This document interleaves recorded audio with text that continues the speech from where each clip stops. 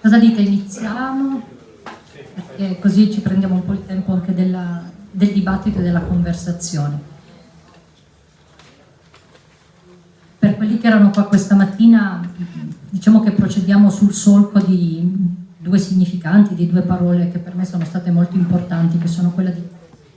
Fa un eco terribile? Così? No. No? Va bene. Che sono quella di formazione, che sono la parola formazione e la parola trasmissione. Io introdurrò quella che spero sia una tavola rotonda non solo fra le persone che sono sedute al tavolo ma anche con voi, riportando solo alcune parole. La prima riguarda il fatto che mi spiace che non sia con noi Marica Setaro, vi è stato detto che purtroppo è malata e non ci potrà essere, ma il desiderio che ci ha fatto comporre questa tavola in cui vedete seduti persone che lavorano nel campo della salute mentale in modo diretto in quanto psichiatri, ma anche persone che indirettamente transitano, lavorano e attraversano il campo della salute mentale come Di Vittorio, e che è filosofo, o Pieraldo Rovatti che a sua volta filosofo. Avremmo voluto anche una storica, appunto. L'idea di costruire questa tavola rotonda impostata su questa commistione di saperi diversi ci sembrava il modo di rendere testimonianza di un lavoro e di una pratica che era quella basagliana, che si fondava su, l'abbiamo ascoltato anche questa mattina nell'intervento di Correale, su una ricchezza della formazione non specialistica, non strettamente specialistica, ed era il motivo per cui siamo seduti qui con persone che hanno una provenienza di formazione differente. Siamo fra l'altro qui a Gorizia, che è il luogo come... Dove siamo? Qui a Gorizia, che è il luogo dove ci racconta Antonio Slavic, in cui la piccola scintilla che ha incendiato la prateria è scoccata. Stai buono perché sennò mi distrai. Va bene? Volevo farlo. Ok? Va bene. Così. Puoi fare altrettanto con me. Va bene. Poi ti disturberò, visto che il disturbo, l'abbiamo anche sentito stamattina, è qualcosa da cui non dobbiamo, che non dobbiamo eliminare, ma da cui dobbiamo anche lasciarci tenere svegli. Allora, no, richiamo questa dimensione di Gorizia e richiamo il libro All'ombra dei ciliegi giapponesi di Slavic, perché ci tenevo a sottolineare un elemento, il termine solo o solitudine questa mattina l'abbiamo già ascoltato, e per chi non l'avesse letto davvero invito a leggere questa ricostruzione che fa alla fine della sua vita dell'esperienza goriziana, dell'equipe goriziana, e dalla quale emerge che Basaglia è stato qualcuno che certamente ha assunto su di sé la solitudine dei propri atti, ma l'ha fatto lavorando non senza altri. Per me questa dimensione del lavoro collettivo, della solitudine che non è isolamento ma è il lavoro con altri, è una dimensione che credo sia fondamentale richiamare. Quindi quando viene ricostruita questa storia vengono richiamate tutte le figure che hanno accompagnato in questa avventura Basaglia. Non vi dirò tutti i nomi, ma vi invito davvero a leggere il testo, e questi uomini e queste donne che hanno lavorato con lui. Questo era un quaderno scritto a mano che il figlio archeologo ha trovato in un cassetto nascosto. Sì, così. abbiamo un po' di sceneggiatura. Giusto, è stato lavorato, abbiamo anche qua qualcuno che ha curato l'edizione per Alphabeta Verlag, che è Deborah Borg. Non da sola anche lei, ma c'è anche lei qui con noi. Sì, perché è stato un lavoro che lui ha portato avanti fino alla fine della sua vita. È scritto a mano e anche decifrarlo ha richiesto un paziente lavoro. Gli archivi sarebbero stati qualcosa di cui avremmo potuto parlare con Setaro, Marica, ma non... Vabbè, lo richiamiamo con questa nota che fa Zanus. E a me ha molto colpito un'espressione che usa Slavic nel suo testo quando richiama il lavoro di questa equipe, che dice ha fatto massa critica.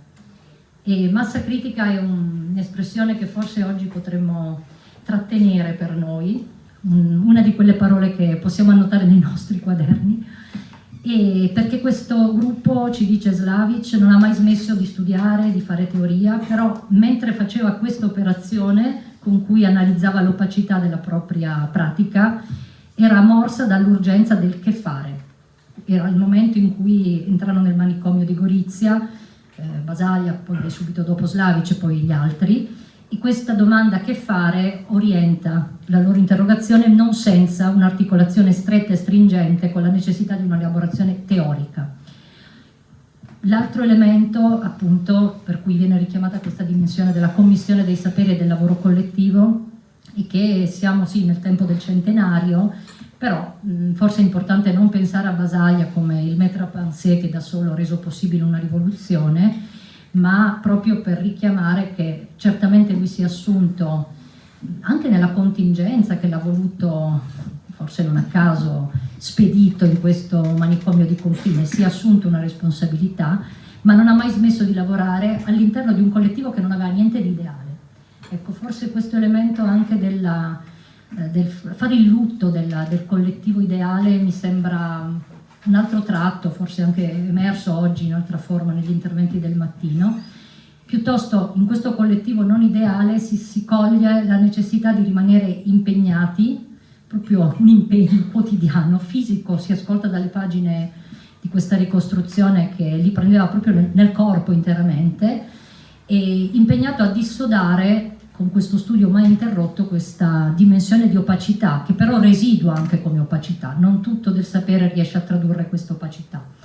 Dunque credo che si tratti, come dire, di provare, se devo prenderla così, per quello che è stato per me il rapporto con i testi di Basaglia e di altri che hanno lavorato con lui, si tratta di fare nostre questa insoddisfazione, l'ansia, che è la parola che usa Basaglia, stamattina richiamavano l'angoscia, ma ansia è il termine che ritorna spesso, e il gioco rischioso in cui lui si è impegnato con la sua equipe, perché si tratta di rilanciare continuamente questa posta in gioco politica ed etica dell'esperienza dell'incontro con l'altro. Questa mattina, quando è stato messo l'accento sul rapporto, o forse potremmo anche dire sull'impossibile rapporto, se vogliamo preservare la dimensione di alterità, veniva detto che parlare di ascolto e di incontro non può esimerci dal tenere in considerazione, dal prendere in considerazione questa fatica e anche questo impossibile dell'incontro, che quindi non ha niente di pacifico e niente di rassicurante. Quindi dobbiamo, a mio avviso, riprendere questa dimensione di insoddisfazione, di ansia,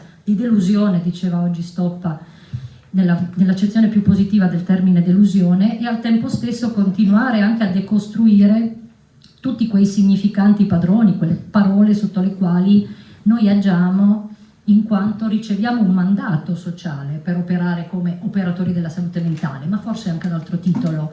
Ci sono dei significanti che governano la scuola, che governano altre istituzioni e che occorre in qualche modo aprire, cercare di far risuonare anche al di là di quella che potrebbe esserne l'ovvietà. Quindi prima di aprire, io avevo pensato di fare un giro di domande e volevo, a partire dalla mia esperienza ormai di 20 anni di lavoro in istituzione e anche di esperienza di analisi personale, di formazione, volevo dirvi qual è quella che per me annoda insieme, diciamo, lo stile e il gesto basaliano e anche una certa pratica della psicoanalisi, al di là di tutte le sterili contrapposizioni che vogliono vedere, come dire, l'impossibile di un incontro fra queste due modalità di confronto e di approccio con la sofferenza. Ecco, per me questa domanda, che davvero resta viva e bruciante ogni giorno, potrebbe essere formulata così: come possiamo mantenerci vigili e avvertiti rispetto a una dose di violenza quella dose di violenza che ogni relazione di cura e ogni relazione educativa comporta? Come ci facciamo attenti a non trascurare che c'è questa dose di violenza e come possiamo operare dentro questi legami che possono essere quelli appunto della cura o della riduzione educativa nelle sue forme più diverse, fuori da una logica che sia una logica del dominio, e quindi abbandonando la pretesa, che è difficile, come dire, da lasciar cadere, di svolgere una funzione normalizzante, e quindi anche abdicando a ogni forma di paternalismo, e correndo quindi quel rischio per primi noi, e anche la vertigine che comporta correre quel rischio di essere denudati, senza modelli da offrire, senza modelli normali da offrire, a cui per primi noi ci aggrappiamo e che dovremo poi offrire ad altri. Quindi qual è la formazione, io dico volutamente non specialistica, ma la formazione umana che ci può consentire di non affrettarci a sedarla quell'ansia che può diventare feconda e che è un'ansia che solitamente scacciamo pensando di dover rispondere sul piano di un bisogno, cosa che è anche necessaria, ma non risolve, non riassume. Stamattina si parlava di condizione umana, ma potremmo anche dire quella domanda sul proprio essere che ci viene indirizzata e che a volte rischiamo di tappare più che di lasciar risuonare. Allora io penso che un punto sia quello di lasciare esistere quest'ansia feconda, senza mettere subito lì un confine fra la ragione del sano, che diventa facilmente anche la ragione del nostro sano buonsenso, ognuno pensa che la propria sia la ragione che vale, e poi la ragione dall'altro lato di quello che chiamiamo il folle o l'altro, al quale, ed è una forma di autorassicurazione nostra, pensiamo di offrire la nostra benevolenza. Penso che questa sia la posta in gioco della formazione, direi dell'operatore, ma non solo, appunto. E su questo io non so se lasciarvi già direttamente la parola o lanciare lì qualcuna delle domande che avevo pensato di rivolgervi, per cui lo chiedo a voi, se no mi indirizzo. Nella riunione segreta che abbiamo fatto ci hai detto tutte le domande? No, ma forse sì. No, microfono, per la Devono registrazione. registrare. Ah, scusi. No, finisco subito. Ci avevi annunciato, perché noi facciamo le cose, no? Le prepariamo. Preannunciato queste domande, però le hai fatte dentro il discorso che hai fatto adesso, per cui almeno alcune di queste domande. Quindi stai tranquilla, le domande ci sono. Le domande ci sono già, però se volete, io poi in realtà ho anche una domanda per il pubblico, perché penso che una conversazione sorga anche se ci arrischiamo a prendere la parola, e ho anche una domanda che vorrei che... Possono parlare anche loro? Certamente, anzi l'invito, no, però volevo fare una domanda, come dire, lasciarla lì proprio non solo come la possibilità che loro facciano delle domande ai relatori, come si è soliti fare, ma avevo desiderio di introdurre anche una domanda per chi è già qua seduto, se volesse prendersi la parola e dire la sua. Una l'ha già fatta, che è quella della violenza. Una l'ho già fatta, che è quella della violenza, e l'altra è che cosa intendiamo oggi noi che siamo seduti qui e che ci lavoriamo per buone pratiche della salute mentale. No, però non ce l'avevi detta questa. Questa non È a sorpresa. È a Microfono, sorpresa. microfono. Sì, è a sorpresa, ma è anche per quelli che lavorano qua. Quindi, magari ce lo possono dire. No, in realtà poi avevo pensato delle domande, ma se volete vi lascio la parola e mi taccio per adesso. No, come faccio? Perché non facciamo tutta una menata dal tavolo. No. Come funziona? Io vi farò un giro di Un giro domande. di- Va bene, vi do ordine. Allora vi faccio delle domande. Una volta che ciascuno di voi avrà detto, se qualcuno vuole interloquire, vi prego comunque di sentirvi liberi di poter alzare la mano e parlare. E poi dopo questo primo giro vediamo come procedere, perché non posso anticipare tutto quanto, voglio anche vedere che cosa verrà fuori. Quindi se volete io vi faccio un primo giro di domande. Comincio con Pieraldo che... Ah, le fai alla persona. le faccio alla persona anche. Posso farti una domanda? A te una la voglio fare. Visto che lavori da tempo su Basaglia, nel lontano 95 eravamo alcuni seduti qua, hanno lavorato con te a preparare un seminario che è stato portato a San Giovanni e che poi è uscito in un volume curato dalle edizioni E, Smorfiato da qualcuno. ed è stato anche smorfiato e si intitola Follia e Paradosso, seminari sul pensiero di Franco Basaglia, ma poi hai tenuto anche un altro corso all'università nel 2008-2009 su Basaglia, e lì c'erano anche loro, quelli, gli eredi ortodossi del pensiero ortodossi, chi smorfiava era anche lì. Ecco, io volevo chiedere, vabbè, io metto le domande, poi può rispondere anche qualcun altro, non è che sono ad personam, nel senso che altri non possono intervenire sul tema. Che cosa ha da dire Basaglia degli studenti di filosofia? E che cosa ha da dire, o che cosa può prendere qualcuno che si interessa alla filosofia dalla lettura di Basaglia? No, ho detto che può anche intervenire qualcun altro. Tu insegni filosofia, quindi avevo pensato di farla a te. Poi avevo pensato di fare una domanda No, una alla volta, perché sennò... che vi lascerò per dopo. Allora non vi faccio parlare di No, puoi fare tutte le domande e poi non ci ricordiamo. le potete scrivere. Fai quello che vuoi. Decidi. Teatro. Allora io ti lascio parlare, poi dopo... Ah, sì, no, Dai, entra. la domanda che hai fatto è una domanda assurda, nel senso che tutto sommato perché mai una filosofia intelligente non dovrebbe occuparsi del pensiero di Basaglia. Io l'ho utilizzato, se metti qua non vedo più il mio foglietto, l'ho utilizzato molto spesso, bla bla.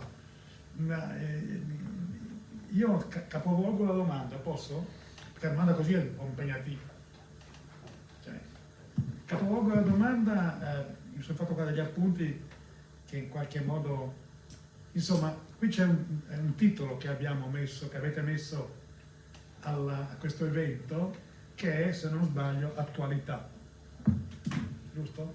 Io comincerei da qua, perché la parola attualità mi piacerebbe discuterla e risponderei a chi mi dice Basaglia è attuale con una risposta abbastanza secca: no, Basaglia è inattuale. Ma con questa risposta io voglio dire che proprio per questo Basaglia ci interessa, insomma, no? Perché l'attualità di oggi, parliamoci chiaro, fa un po' schifo. E allora se fosse attuale dovrebbe inserire, infatti si tenta, no? I 100 anni, diciamoci la verità, siamo anche un po' stufi, no? Di parlare di Basaglia, tutti i convegni, tutti gli incontri, eccetera, eccetera, tutti lo fanno diventare proprio, eccetera. Invece, insomma, quello che direi io rapidamente, non temete che io sia lungo, è appunto qualcosa che riguarda l'inattualità del suo pensiero. Cioè un pensiero che circola poco, è un pensiero sul quale non abbiamo riflettuto abbastanza, è un pensiero che io credo sia molto lontano da noi, dove questo noi evidentemente è qualcosa con cui possiamo anche non identificarci, nel senso che oggi chi siamo noi?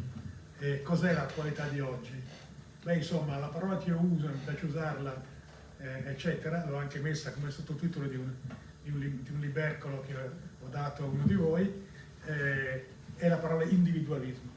Mi sembra che oggi noi siamo tutti, come dire, coperti e tradotti da questa parola. Quello che Basaglia ha da insegnarci, e perciò è inattuale a mio parere, è qualcosa che è il rovesciamento dell'individualismo. Su questo punto, parliamoci chiaro, non ci siamo. Non ci siamo perché lavoriamo magari come operatori. Io non sono un operatore, forse sono l'unico non operatore qua a questo tavolo, per cui dovrei stare più zitto che parlare. Però, insomma, io credo che oggi è molto difficile stare dall'altra parte. Io cosa vedo? Non vedo tanto quello che accade nel mondo degli operatori psichiatrici, vedo quello che accade, ma lo vediamo tutti, nel mondo dell'esperienza comune.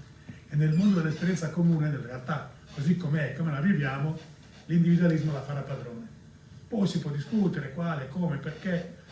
Voi sapete che c'è anche una scuola di filosofia, e qua ci sono alcuni proprio a questo tavolo che hanno a che fare con la scuola di filosofia.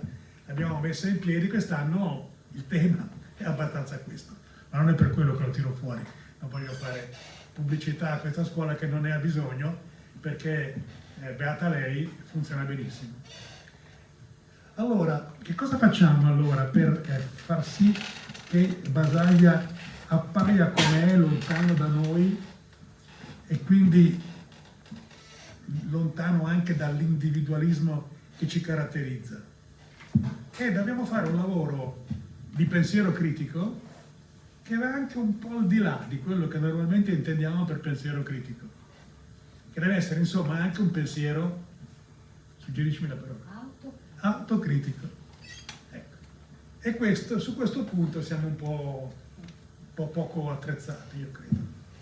Ed è perciò che in fondo anche a livello critico assumiamo Basaglia e diciamo bene, bravo bis, però in realtà non ci rendiamo conto, per esempio, del fatto che dopo la 180, sarò breve, scusate, facciamo interventi brevi, se no rompiamo le scatole a noi stessi, no? Nel senso autocritico. Dopo la 180 Basaglia non è che è così e fa così, Basaglia è pieno di dubbi. Io credo che una delle opere principali, io direi proprio quella che mi piace di più, che ha scritto, che esce non è che l'ha scritta in quanto opera, esce dall'esperienza di Basaglia, sono le conferenze brasiliane. È importante perché siamo altrove, cioè già da una sorta, diciamo, di epoche geografica, non so come dire, no? Perché è una parola filosofica, cioè c'è una distanza, una sospensione geografica. Parlo da là, dal Brasile e non, ecco. E poi perché è dopo la 180. Dove dice no, non è che dica torniamo indietro, mai, ma non accontentiamoci, perché già c'è qualcuno che ci ha messo le mani sopra, già c'è qualcuno che ha frainteso e sarà sempre più così se non ci intendiamo bene su questo discorso di un pensiero anche della lontananza. E secondo me gli ultimi anni di Basaglia, troppo brevi, ahimè, sono stati anni caratterizzati da questo tentativo di alzare un cartello dicendo attenzione, ragioniamoci sopra, perché quello che arriva sarà un disastro pur nella sua ampia positività. Io direi questo, adesso non voglio tenere troppo a lungo la parola, penso che ci sia dunque una necessità che quando andiamo a leggere, a pensare, non solo a leggere, a pensare, a fare, ma io non sono un operatore, quello che Basaglia ci ha insegnato di fare, a fare, dobbiamo tenere conto che non siamo così tranquilli su quello che è il suo pensiero, cioè quella roba lì dobbiamo rimetterla in movimento, dobbiamo capire perché Basaglia mette sempre in crisi poi tutto ciò con cui viene a contatto, anche quelli che sono lì, penso a certe situazioni della fine degli anni 70, quando intervengono anche i gruppi politici molto di sinistra, e lui tutto sommato anche ci prende, no? Ne prende, le prende, no? Di botte, no? Lui se ne frega, se ricordate questo episodio, e tutto sommato vuole parlarci assieme. Allora a questo punto del desiderio di parlare assieme ha a che fare con, a mio parere, adesso butto la parola, che è la parola legata in definitiva, come si potrebbe dire, alla verità. Che cosa ci insegna? Bisognerebbe rilanciare a tutti, a me stesso, la domanda: cosa ci insegna sulla verità Basaglia? Nella scuoletta, che prima, dico scuoletta perché non voglio esagerare a parlarne bene, che abbiamo, l'anno scorso abbiamo parlato di un'espressione, quel poco di verità. Che cosa ne facciamo della verità secondo Basaglia? Una verità che spesso, anche se non la scriviamo, la pensiamo con la V maiuscola. Come ci comportiamo rispetto a questa questione? La facciamo a pezzi, no? La mettiamo da parte, la adoperiamo, cosa ne facciamo? Allora, io poi, magari in un intervento successivo, tenterò di dire 3 frottole su questa faccenda, no? Però tutto sommato la parola chiave è quella che lui usa, lo dico perché ne ho anche già parlato, adesso uscirà proprio un fascicolo della rivista Out Out, che come sapete è in un rapporto di parentela con la scuola, che mette lì le cose più significative che sono avvenute in questo corso intitolato Quel poco di verità.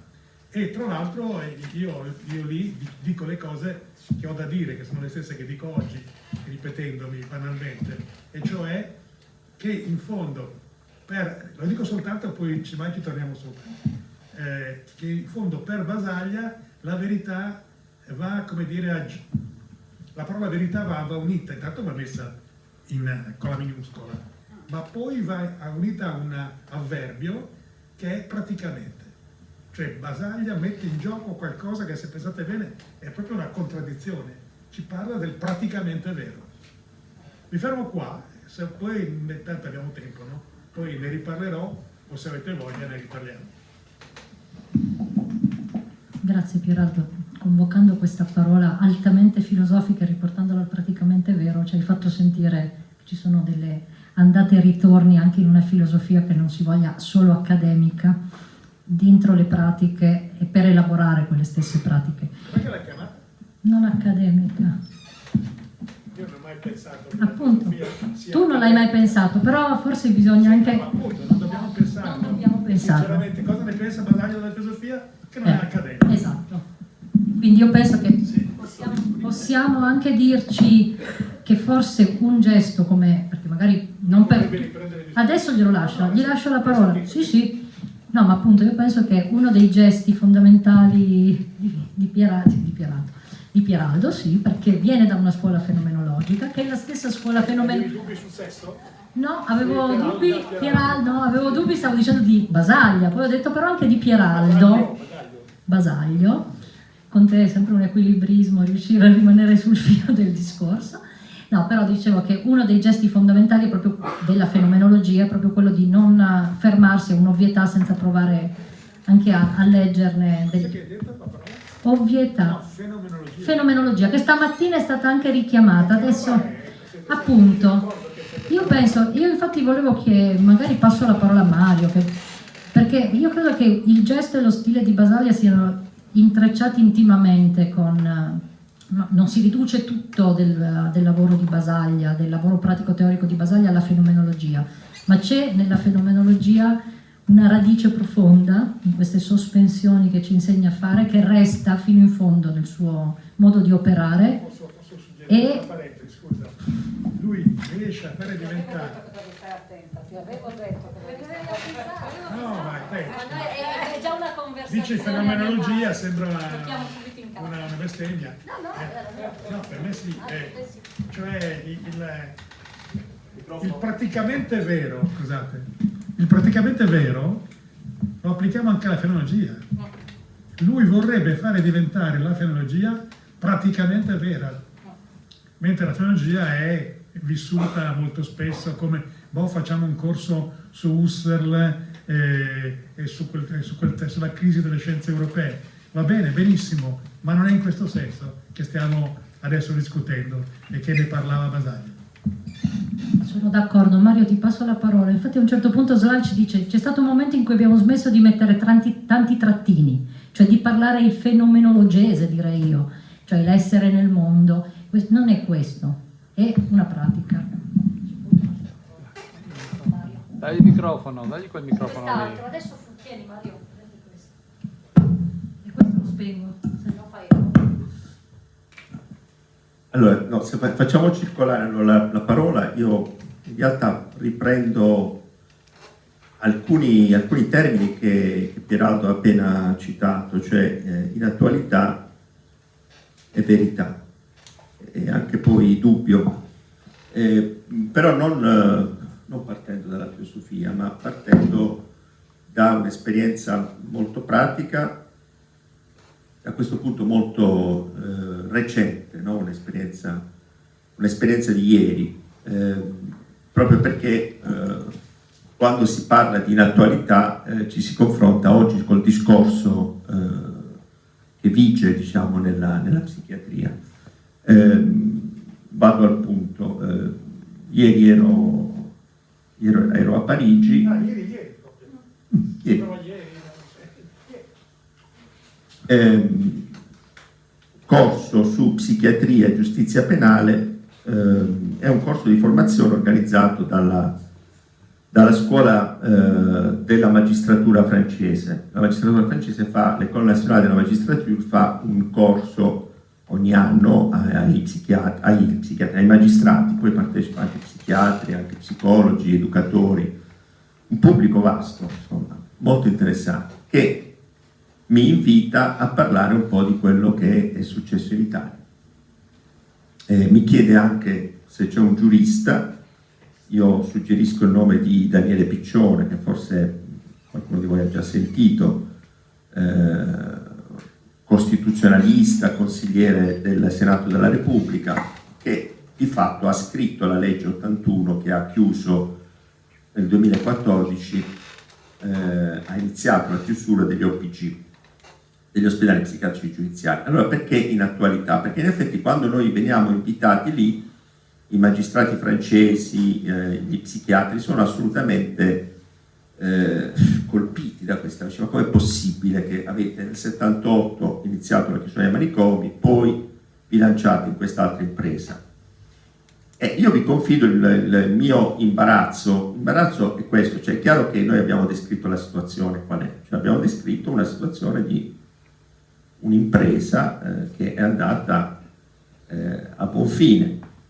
Il mio intervento era sulla dangerosité, cioè sulla pericolosità psichiatrica, che come sapete viene abolita dalla legge 180, nel senso che la legge 180 non c'è nel testo la parola pericolosità, però persiste come pericolosità sociale, sappiamo, ancora oggi, nel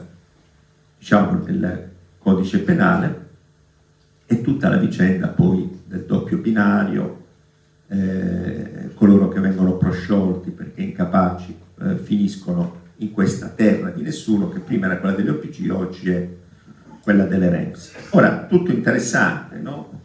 Per cui quando si parla delle pratiche, allora delle pratiche che facciamo noi, no? Pratiche che facciamo noi a questo tavolo, non sono come psichiatri, non so io, Paola, ma altri che sono il pubblico, ma anche chi lavora in comunità. Sono delle pratiche figlie ovviamente della rivoluzione basaliana, però ci dobbiamo domandare, ma queste pratiche sono davvero attuali? No? Perché quando noi poi le propagandiamo diciamo in Italia si fa così, ma non è così. Ecco, qui c'è il problema della verità, non è praticamente vero che in Italia si fa così. In alcuni luoghi italiani si fa così, nella gran parte dei luoghi italiani non si fa così, cioè vige ancora una forte, solida percezione della pericolosità. In fondo la malattia mentale ha questi aspetti di pericolosità, viene chiesto agli psichiatri una posizione di garanzia, cioè in fondo delle garanzie che loro saranno anche titolari di un'azione di controllo sociale, e viene chiesta sempre di più, e quindi a me vengono dubbi sul fatto che noi siamo davvero nell'attualità quando parliamo di Basaglia. Basaglia è inattuale davvero anche nel centenario della sua nascita. Oggi è uno dei tanti convegni che stiamo facendo quest'anno, e credo che poi al giro di boa di quest'anno chissà cosa resterà di tutto questo. Per cui no, non è un linguaggio medico, è il fatto che alla fine dobbiamo davvero confrontarci su quanto noi cerchiamo di rendere attuale Basaglia, pensiamo che lo sia, ma la sua inattualità è profonda. E pensiamo di dire il praticamente vero quando parliamo della chiusura dei luoghi, diciamo, di internamento, però forse non diciamo completamente la verità, perché questi luoghi di internamento o queste procedure di internamento si sono replicate, e quindi l'imbarazzo, i dubbi, per tornare al Basaglia dubbioso, mi coglievano quando io illustravo a questi magistrati quello che abbiamo fatto e stiamo facendo in Italia. Ovviamente le domande, potete immaginare, erano sempre: ma dappertutto è così? Dove è così? Perché si fa così? Come fate a fare così? Eccetera, eccetera. Allora io questo lo rilancerei, perché purtroppo viviamo anche noi in questa davvero spaccatura, cioè da un lato noi parliamo di qualcosa di straordinario che è successo in Italia, e che per certi versi nel momento in cui lo illustri anche in luoghi dove c'è un pensiero avanzato, parliamo di un paese come la Francia dove il pensiero della psichiatria è stato estremamente sofisticato, e lo è ancora, e tuttavia ci sentiamo in imbarazzo perché questa idea noi non siamo riusciti fino in fondo a portarla avanti. E lo dico perché poi chiudo, non siamo riusciti a portarla avanti perché questi discorsi che facciamo oggi sono dei discorsi assolutamente inattuali, nel senso non circolano nella gran parte della psichiatria italiana, non sono in fondo discorsi completamente condivisi, perché poi la vulgata è d'accordo, interessante, bravo, però oggi c'è altro, no? C'è la psichiatria, c'è la neurobiologia, le neuroscienze, quindi questi sono discorsi molto interessanti, e un po' c'è quel sapore, diciamo, di ideologia in questi discorsi, no? è difficile contraddire Basaglia, ma è difficile contraddirlo perché è morto. Questo è il problema. Probabilmente se fosse vissuto un po' di più, io credo che sarebbe stato fortemente attaccato, fortemente messo in crisi. No? Non ha avuto il tempo, e lo è stato, ma poi alla fine erano ancora anni in cui resisteva un pensiero critico attorno alla psichiatria. Oggi tutto questo noi non lo possiamo più dire. Questo è l'aspetto sconfortante, per cui quando noi portiamo Basaglia fuori, l'interlocutore straniero può pensare: ma allora in Italia è tutto così, Basaglia, siete tutti basagliani. Io ho detto no, non è così, non siamo tutti basagliani. Viviamo in un paese in cui Basaglia non è entrato nell'università, non è entrato nelle scuole di specializzazione, non è entrato in fondo neanche nel discorso culturale italiano. Qualcuno qualche anno fa lo ha definito un cane morto, come ha definito cane morto Foucault, Sartre, eccetera. Questi erano degli psichiatri che hanno detto questo, dicendo: bravo Basaglia, però in fondo adesso basta, andiamo avanti. Qualcuno ha detto segnatamente un filosofo della scienza e uno psichiatra, psicoanalista, hanno detto sì, però quella riforma è stata una riforma in cui veniva negata la razionalità. Il libro si chiamava La razionalità negata, e anche lì, cioè, se si fosse fatta meglio, insomma, in Inghilterra lì hanno pensato le cose, no, le hanno fatte. Allora, ecco, io per questo riprendo queste parole. In attualità è vero, assolutamente inattuale, è vero, è bella la parola in attualità, però è anche atroce da un certo punto di vista. Verità, praticamente vero, certo è vero tutto questo, ma è vero per chi? La verità, se esiste una verità ufficiale della psichiatria, non va su questa strada. I dubbi, ci sono tanti dubbi. Io più parlo di Basaglia più me ne vengono di dubbi, soprattutto perché rischiamo di portare avanti un'idea che Basaglia sia davvero lo spirito oggi della nostra salute mentale. Io su questo vorrei interrogare anche gli interlocutori. È proprio così? Siamo d'accordo? Siamo sicuri che sia così? In molti dipartimenti di salute mentale, come vengono chiamati, italiani, si fa poca salute mentale, si fa molta psichiatria. Grazie Mario, adesso passo la parola a chi di voi vuole prenderla. Mi chiedevo se uno dei modi in cui lasciamo morire questo cane non sia anche quello di farne una sorta di icona pop da sventolare, perché forse la parte di Basaglia che ci va anche bene che muoia è quella più disturbante, che se non ci risveglia è ben meglio. Quindi credo che in questo centenario, insomma, ma ci sono stati anche altri motivi per cui comunque quest'opera di monumentalizzazione di Basaglia forse è servita mentre se ne sventolava il nome, un po' come il libretto rosso che Basaglia diceva è stato così, però su quel libretto avremmo dovuto scrivere qualcosa, non dire solo alle persone venite a vedere Trieste, adesso sventoliamo Basaglia e però ci tratteniamo un po' dal leggere o dallo scrivere anche quello che c'è fra le righe. Per questo mi spiace anche che doppiamente, oltre che perché si è ammalata. Non era rosso? Sì, era rosso. Erano come i libretti, quelli anche quel rosso è molto sbiadito. No, ma infatti una delle domande, mi spiace non poterla fare a Marica, vi invito, l'ha citato anche Cancrini, a leggere il libretto rosso. Così come un toro vengo. No, ma stamattina l'ha citato anche il professor Cancrini, il libro di Marica Setaro. E vi invito davvero a leggerlo perché è interessante come in quelle conferenze brasiliane che citava prima Peiralto, che anche a me piacciono moltissimo, Basaglia dice di sé di essere il detonatore di una situazione. Non dice che sono qua, vengo, vi porto il verbo, vi porto la parola, aspetta fammi finire. Sono state messe nelle opere. Non sono state messe nelle opere, fra l'altro sono usciti gli scritti, sono stati ripubblicati gli scritti recentemente, la prefazione l'hanno fatta proprio Mario Colucci e Pieraldo Rovatti. Anche lì davvero un meteorite che piomba qua, fa un po' un buco nella psichiatria. Però dicevo, questo detonatore di una situazione forse non ha fatto esplodere tutta la sua carica. Allora questi lavori d'archivio, questo lavoro critico che può fare anche la storia, ma non è semplicemente il lavoro d'archivio di chi va a scovare letteralmente un dettaglio che diventa esplosivo a posteriori, ma è un lavoro d'archivio che dobbiamo continuare a fare sui testi. Infatti forse questa attualità del pensiero io la leggerei anche come una sfida attuale ancora oggi. Avevamo dato fastidio nel 95 quando abbiamo fatto i seminari dicendo guardate che bisogna leggerlo, Basaglia non è solo, come dire, una pratica che rischia di diventare naif e oggi non ha la capacità di contrastare il dilagare della psichiatria positivistica che sta riemergendo. Quindi, anche Gesù Cristo può sembrare inattuale.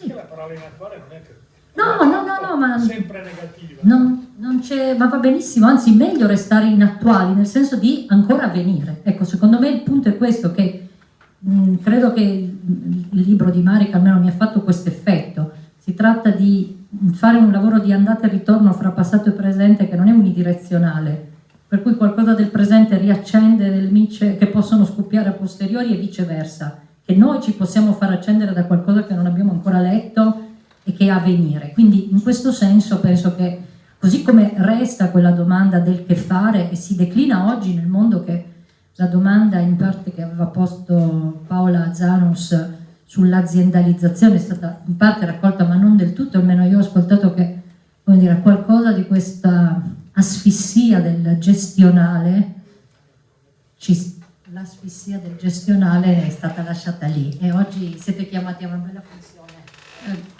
Cioè di venerdì pomeriggio parlare di aziendalizzazione io non... Allora, mi piace di più il che fare, Sì, mi sì, piace è di più il che fare, no, scusa, perché volevo poi questa andata e ritorno tra passato e presente. Sentite bene? Sì, loro sì, sentiamo peggio noi. No, perché forse con questo basta spostare. Si sente? Lo mettiamo lì e via via. Allora, io riprendo 2 punti dei 2 interventi precedenti. Mentre parlavi di andata e ritorno tra passato e presente, è entrato un amico con la maglietta dei Ramones, sono assolutamente estasiata da questa cosa, passato e presente, veramente. Allora, che fare? Quando io sento queste 2 parole non posso che fare una sorta di salto nel passato, in particolare arrivare nelle prigioni russe del 1862, dove Czernyziensky, in prigione per attività sovversive, scriveva questo libro in 2 volumi, editori riuniti. Che fare? Se lo chiedeva in prigione. Ecco, questa è una prima dimensione che secondo me è abbastanza interessante, cioè domandarsi che fare in prigione. Diciamo che è più interessante che domandarselo a un tavolo di un convegno in una città del nord-est, insomma, più interessante, leggetelo perché è davvero notevole. E il libretto citato molte volte di Marica Settaro si intitola Fare l'impossibile, Donzelli editore, anche questo. Sì. Abbiamo presentato anche al centro di salute mentale, è stato un bel momento. Allora, il che fare ovviamente nella nostra pratica, che tende ad essere vera, insomma, e a volte no, insomma, si declina insomma, con dei soggetti, con dei verbi che non sono solo fare, ma secondo noi nella salute mentale c'entra anche molto il disfare. Ecco, questa dimensione in cui si costruisce, in cui si alimenta, in cui si coltiva, in cui si accoglie, ma anche no, ogni tanto anche no, e con delle dimensioni che sono i luoghi, i tempi e le possibilità concrete che sarebbero i poteri, che insomma io considero geopolitiche, insomma. Quindi in una danza di poteri che abitualmente non sono più nostri, no? Chiaramente via via insomma, nella verticalizzazione aziendale sono dei vari direttori fino agli assessori, poi c'è Dio insomma subito dopo, quindi la verticalità è quella lì. Noi però qualcosa, magari poco, ce l'abbiamo. Allora la possibilità di far qualcosa e di disfar qualcosa io l'avverto ancora, la sperimento ancora dentro le nostre pratiche laterali, eccentriche, un po' interstiziali come quelle che possiamo sviluppare qui a Gorizia nel 2024. E ieri pomeriggio mi è successa una cosa bella che mi ha confermato che Basaglia sarà non attuale, però è attuale per qualcun altro. E allora vi racconto questo aneddoto perché lo trovo, è stato molto confortante per me. Una consigliera comunale del Consiglio Comunale di Stoccolma è venuta a fare una chiacchierata con me sul tema del CPR. Sapete che il CPR sta nel nostro territorio altoisontino e quindi io così ho raccontato un po' quello che facciamo, come lo facciamo, perché o no. E lei mi ha raccontato di un'esperienza che sta sviluppando con una pastora protestante del nord della Svezia di 32 anni, che ogni qualvolta lo Stato svedese, che non è più lo Stato svedese che abbiamo in mente noi, deve essere molto cambiato, mi pare di capire, Ogni volta la parrocchia, insomma il territorio dentro cui questa pastora fa la pastora, esegue un rimpatrio non volontario di una persona migrante che abitava lì, lavorava lì e per ragioni varie, insomma, ha perso il diritto di stare lì. Questa pastora suona le campane a morto. In Svezia, come in Friuli, insomma, le campane si suonavano quando arrivavano le tempeste, le piogge, le guerre. Lei, d'accordo, insomma, con questa rete di questo movimento, insomma, che si occupa dei diritti dei migranti, suona le campane a morto. L'ho fatto una volta, l'ha fatta due, l'ha fatta tre, ogni volta che accadeva un allontanamento non volontario. La cosa interessantissima è che è stata licenziata. Allora, questo praticamente è vero, che a 32 anni nel nord della Svezia è stato realizzato da una pastora protestante in collegamento con qualche altra donna e uomo, insomma, che lavorano per i diritti dei migranti. Mi è sembrata una grande attualità di Basaglia fuori dai servizi di salute mentale e ve la volevo un po' raccontare perché la trovo proprio bella, ecco, non so se sono riuscita a trasmettervi lo stesso conforto che ho provato io ieri in questo racconto di verità pratica, insomma, in cui le azioni sono state concordate e che sono state anche pesantemente pagate. Insomma, cioè, essere licenziati dalla Chiesa protestante secondo me è un punteggio particolarmente alto, insomma, per i prossimi concorsi di questa pastora. No, ti ringrazio per aver anche spostato dal campo specialistico della salute mentale, perché appunto come questa mattina veniva richiamato, la questione era la città, la cittadinanza, la dimensione politica che si intreccia con quella clinica, terapeutica, quindi questi allontanamenti ci decentrano, ma ci costringono anche ad allargare anche il nostro sguardo e a pensare a delle pratiche fuori dal nostro confine ristretto. No, io mi allineo con l'intervento di Paola, non soltanto perché sei vicina, mi potresti... No, ma perché poi, al di là degli aspetti celebrativi, noi quando ci incontriamo cerchiamo sempre anche di lavorare un po' insieme, cioè di muovere un po' il gioco.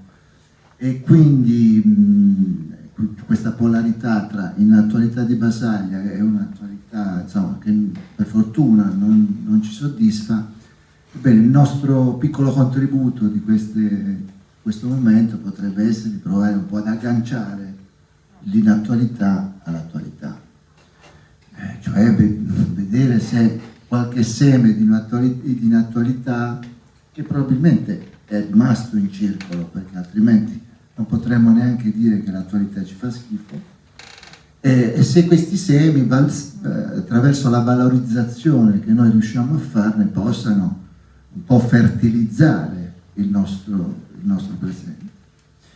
Ebbene, una delle cose che non so se voi l'avete notato oggi è che noi abbiamo, da stamattina sino ad adesso, abbiamo costruito un piccolo lessico basagliano. C'è la parola ascolto, la parola soggettività, la parola rapporto, fatica del rapporto e in connessione con questa fatica la parola formazione. Allora, vi faccio notare che questo lessico ovviamente è un ritaglio, no? È un'inquadratura nel vasto lessico basagliano, ma queste parole non sono quelle che risuonano abitualmente, almeno nei luoghi che frequento io. Ed è interessante, vuol dire che oggi qui si è fatta una inquadratura un po' diversa su Basaglia, che crea un gioco di risonanza tra noi di oggi e questo bacino vasto e ricco che è l'esperienza basagliana. Questa è una cosa molto interessante. Allora, quello che vorrei fare io è aggiungere, dare il mio contributo a questo lessico, introducendo altre due parole, e però introducendole sempre attraverso un gioco di risonanza rispetto a delle mie esperienze, a un mio vissuto attuale. Ancora una volta prendere delle parole inattuali e provare ad agganciarle a delle esperienze attuali. Ovviamente con tutti i rischi del caso, nel senso che le cose, appunto, c'è un'articolazione che pone problema, ci saranno molti punti interrogativi nella mia breve riflessione. Allora, queste parole sono possibile e incontro. Allora, si richiamava il titolo di Marica Settaro, Fare l'impossibile. La nota frase una delle più celebri frasi di Franco Basaglia è abbiamo dimostrato che l'impossibile può diventare possibile.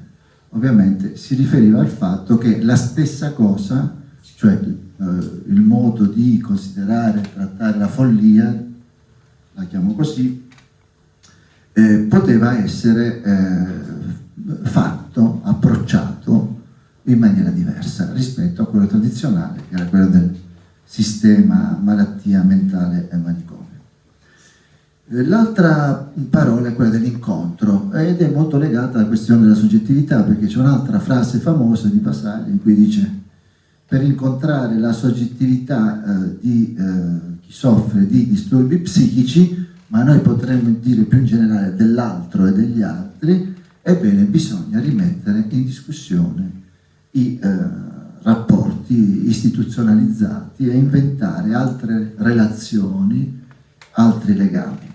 Allora, queste sono due frasi vetrina, no? Quante volte le abbiamo sentite, dette, ripetute, però se noi vogliamo agganciare queste due frasi che ci arrivano da un altro momento storico all'oggi, noi dobbiamo andare a vedere concretamente che cosa può significare oggi far diventare possibile l'impossibile, cosa può significare oggi uscire dal perimetro dei rapporti abituali istituzionalizzati per incontrare gli altri, inventando dei legami sociali più qualificati, cioè quel noi che Basaglia, non nonostante ma grazie a tutte le rotture che ha prodotto, è riuscito a creare, e di cui la legge 180 è un po' l'esito finale. Ebbene, io credo che queste cose, far diventare possibile l'impossibile e incontrare gli altri, rimettendo in discussione i rapporti istituzionalizzati, noi lo facciamo già. Il problema è che non riusciamo, forse il problema attuale è che non riusciamo più a valorizzare. Cioè queste cose che sono estremamente importanti proprio perché sono inattuali, a causa del contesto difficile in cui viviamo, non riusciamo a valorizzarle, nel senso che non riusciamo a innestare su queste pratiche, su queste esperienze che hanno un'enorme intensità, degli elementi di riflessività che consentano poi di rilanciare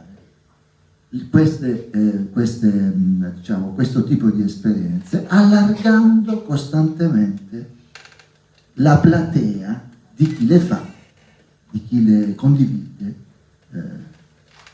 Questo secondo me è un problema interessante. Allora, faccio un salto, dicevo, perché la questione del possibile dell'incontro risuona rispetto alla mia esperienza diretta. Perché io sono reduce da un percorso con un gruppo di giovani psichiatri, cioè parliamo di trentenni appena specializzati, diciamo è un percorso che dura un anno, che ha avuto come esito un festival, poi diceva ancora un festival. Però diciamo con questo gruppo noi ci siamo tagliati reciprocamente la strada e abbiamo fatto un pezzo di strada, non è finito, cioè questo festival è stato, diciamo, lei si è appena svolto, tra parentesi c'è qualche testimone in sala per cui posso essere anche smentito. Il festival si chiama, sarà lui, il festival si chiama Zattere Festival, è stato fatto nel Matese. Se volete cercare un po' sui social, basta cercare Zattere Festival. Ebbene, che ci faccio io con un gruppo di una ventina di giovani psichiatri? Faccio formazione? Cioè questo percorso è un percorso di formazione? È un percorso di trasmissione? È un percorso di formazione, trasmissione basagliana? È qui che c'è il primo punto interrogativo. Allora, qual è il problema che ho incontrato quando ci siamo tagliati la strada con questo gruppo di geologi? Il loro problema. Cioè io ho scoperto che psichiatri che entrano nel mondo del lavoro, diciamo, con tutte le tutele di un posto fisso, oggi hanno una crisi da accesso formidabile. Cioè loro è come se vivessero un burnout anticipato o preventivo, sono come dei cerini che sono già consumati prima di accendersi. Cioè loro vivono il vascone dei 30 anni lavorativi come un inferno. Non vi sembra un aspetto interessante su cui riflettere? È condiviso anche in altri ambienti questa difficoltà di gioire del posto fisso, no? Che cos'è cambiato? Cos'è cambiato nella nostra società che fa sì che dei giovani professionisti vogliano fuggire dalla sicurezza del loro posto di lavoro? Ha a che fare con la salute mentale, ha a che fare col comparto sanitario o ha a che fare con un problema più ampio? E in effetti le tendenze, cioè questi ragazzi perché avevano l'idea di fare un festival? Loro avevano quest'idea che era un po', siamo un po' nell'immaginario, facciamo un festival, perché erano un po' polarizzati tra da un lato la fuga, c'era veramente un'idea di fuga, evasione, me ne vado, mollo tutto, vado in Messico, siccome non posso mi faccio il festival, poi con tutta una serie di culture che stanno tornando, legate anche secondo me legittimamente alla psichedelia eccetera, però capite, fuga perché io non posso stare davanti a questo orrore di quello che mi aspetta nei prossimi 20-30 anni. L'altro aspetto interessante invece c'era, vedete che è una polarità, per cui c'è una bella contraddizione, un'antinomia direbbero i filosofi, e cioè che c'era una certa seduzione comunque per il sapere dei maestri, molto ambivalente, perché ovviamente come noi ormai dopo il 68 abbiamo sempre diritto a un piccolo 68, quindi anche in questo caso il sapere dei maestri era convocato per essere immediatamente contestato, ma questo diciamo che è un problema relativamente secondario.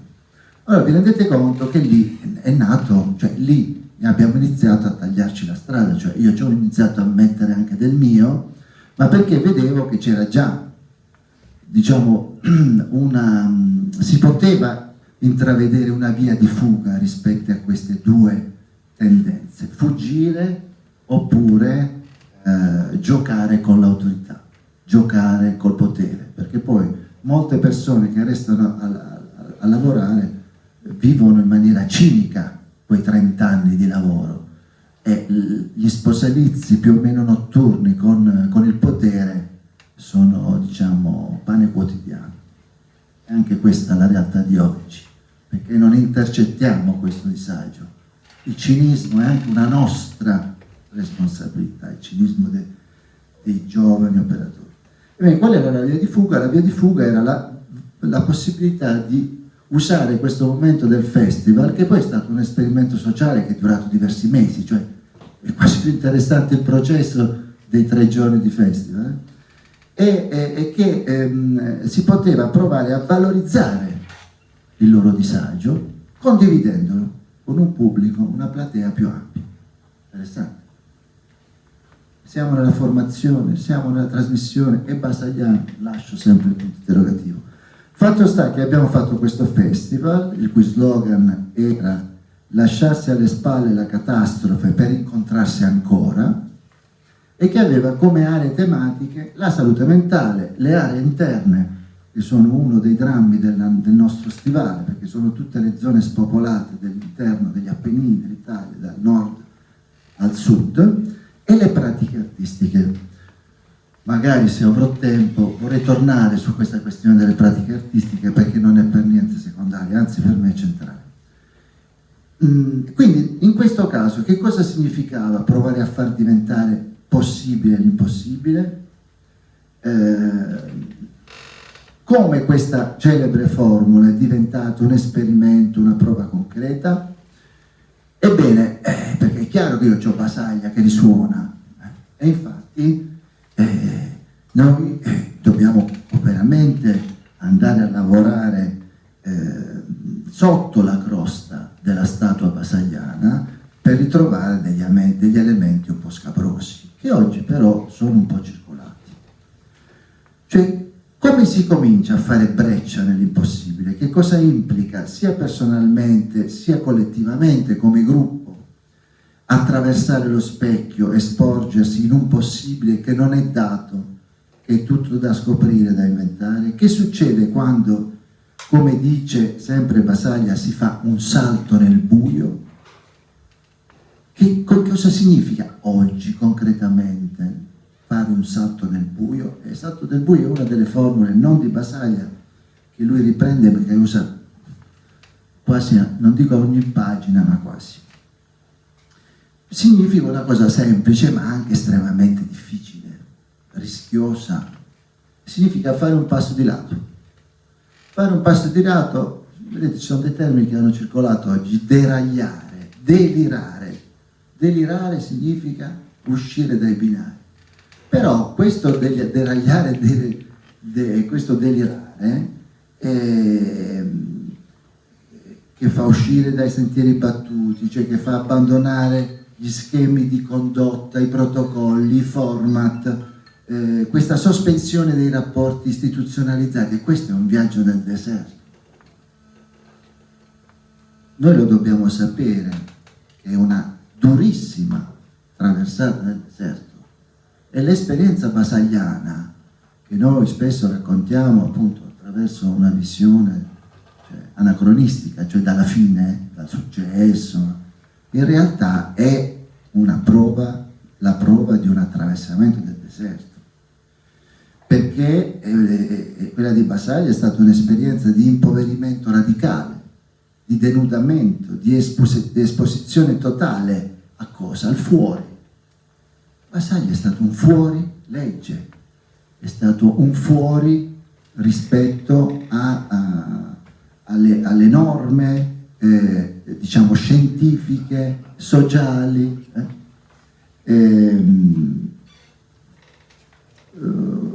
Questa cosa di fare il vuoto è una cosa complicata, l'epoché, perché significa vertigine, ansia, angoscia.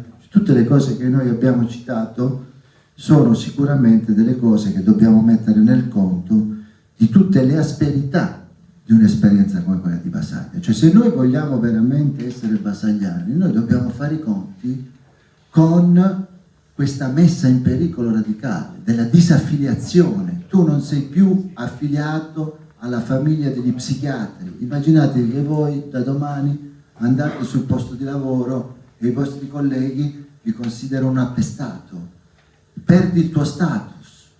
Cioè, è un mettersi in pericolo. Ed è questo in fondo che ha reso Basaglia e la sua equipe molto vicina a quei grandi disaffiliati senza status che erano i pazienti, con cui per questo hanno fatto un'alleanza, rovesciando il sistema delle alleanze. Ebbene, per dirle in una parola, e poi concludo, magari poi torneremo, cioè Basaglia va incontro a una morte sociale, attraversa la notte dell'invenzione di un nuovo legame sociale, paranoia. Sarebbe interessante riprendere tutta la linea paranoica che attraversa tutti i discorsi, le assemblee, ma anche i discorsi dell'equipe. Ebbene, qui arriva la conclusione. Come facciamo noi oggi a dire ai giovani, in un mondo che è molto meno sensibile a questo tipo di percorsi, rischiosi, dove ci si mette in pericolo, dove ci si disaffilia, dove si perde lo status? Come facciamo noi, in un mondo molto meno sensibile a questo tipo di traiettoria, a dire ai giovani: imitate Basaglia? Questo è il grosso problema. Noi non possiamo, ed è uno dei grossi equivoci della monumentalizzazione di Basaglia, che sembra che noi oggi, è un po' quello che dicevano Pieraldo e Mario, ci imitate Basaglia. Ma come? Tu non puoi consigliare oggi a dei giovani di fare come Basaglia. Al tempo stesso però puoi indicare che questo tipo di percorsi, che attraverso questa morte sociale, questo divenire banditi nei due sensi della messa al bando e anche dell'illegalità, con tutto ciò che ha comportato, ebbene senza questa morte sociale, questi tagli, questa disaffiliazione, questo attraversamento del deserto, della notte, della reinvenzione dei legami sociali, ebbene senza di questo non si muove niente. Io non ho una risposta, non penso che noi abbiamo una risposta. Si può solo indicare alle nuove generazioni di trovare nuovi modi per sporgersi in qualche modo verso questo tipo di percorso, sapendo che non è un percorso facile. E oggi è veramente un percorso inattuale, perché viviamo in un mondo che invece è basato sull'idea economica, non sprecare nulla, cerca di fatti i conti in tasca, altro che morte sociale, prendere dei rischi, razionalità gestionale, tutto va amministrato, tutto va calcolato. La cultura della sicurezza, mettersi in pericolo, ma come? La prima cosa che ci dice il mondo è di fare le cose mettendo la cultura difensiva, tutta la posizione di garanzia, cioè noi dobbiamo sapere che a dei giovani gli stiamo proponendo un percorso inattuale, in un modo che gli dice di andare in tutt'altra direzione. E però, ecco, lì magari c'è la chance di una trasmissione, nel senso che si può sempre trovare un modo per far sì che questo esporsi, questa disaffiliazione, questo stare in condizioni o con modalità diverse possa essere compiuto, e questo secondo me sono un po' la strada che noi dovremmo sempre percorrere per riagganciare questi semi di inattualità al terreno che è quello che passa il convento, il terreno di oggi, che è un terreno poco ricettivo rispetto a questo tipo di semi, ma a maggior ragione, come diceva Pieraldo, è di questi semi che abbiamo bisogno. Vi ringrazio moltissimo anche per questa indicazione della difficoltà di imitare, di offrire qualcosa come un modello, anche perché sarebbe il gesto meno basagliano che si possa immaginare, ma anche per aver centrato su questa inattualità ancora maggiore in rapporto a quello che i giovani sperimentano oggi, del gesto di estrema povertà verso il quale ci si deve sporgere e arrischiarsi se volessimo raccogliere quei semi. Io però avevo provato anche a lanciare una domanda, non che si debba rispondere alla domanda, che cos'è per ciascuno che è qui e volesse dircelo oggi la pratica di quelle che chiamiamo buone pratiche della salute mentale. Ma se invece avete delle domande dal pubblico rispetto a quello che avete ascoltato, io farei prima un giro fra voi e poi magari di nuovo un altro giro qui al tavolo. Quindi... Io approfitto della pausa pubblicitaria. Vi chiedo se l'oscillare della... No, la stupidaggine. L'oscillare della luce sì, ci dice qualche cosa. È la cultura psichedelica. È la cultura psichedelica. Ha un suo senso. Sì. Fine della pubblicità, chi vuole intervenire?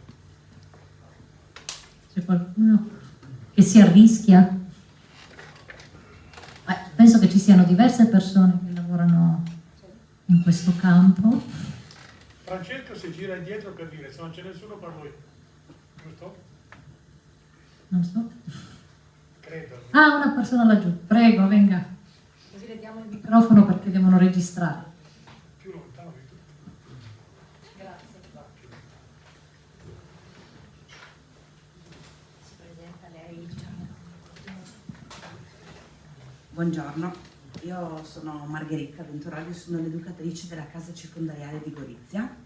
Ho lavorato 14 anni nella casa circondariale di Trieste, ho lavorato anche con il dottor Colucci, avevamo insieme alcuni casi. L'argomento carcere è un argomento che nessuno ha affrontato oggi perché non c'entra, probabilmente ci vorrebbero 10 convegni a parte per affrontare salute mentale e carcere. Però così mi veniva semplicemente da condividere delle suggestioni, ecco, perché sì, oggi le hai dette, sì, è vero.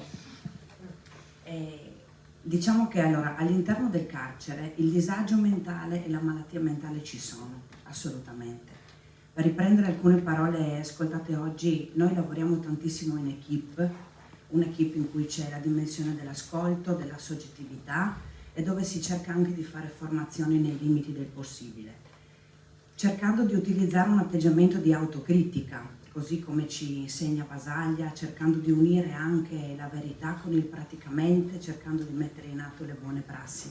Ma non sono mai abbastanza, perché noi operatori in carcere non siamo formati, non siamo capaci di lavorare con il disagio mentale.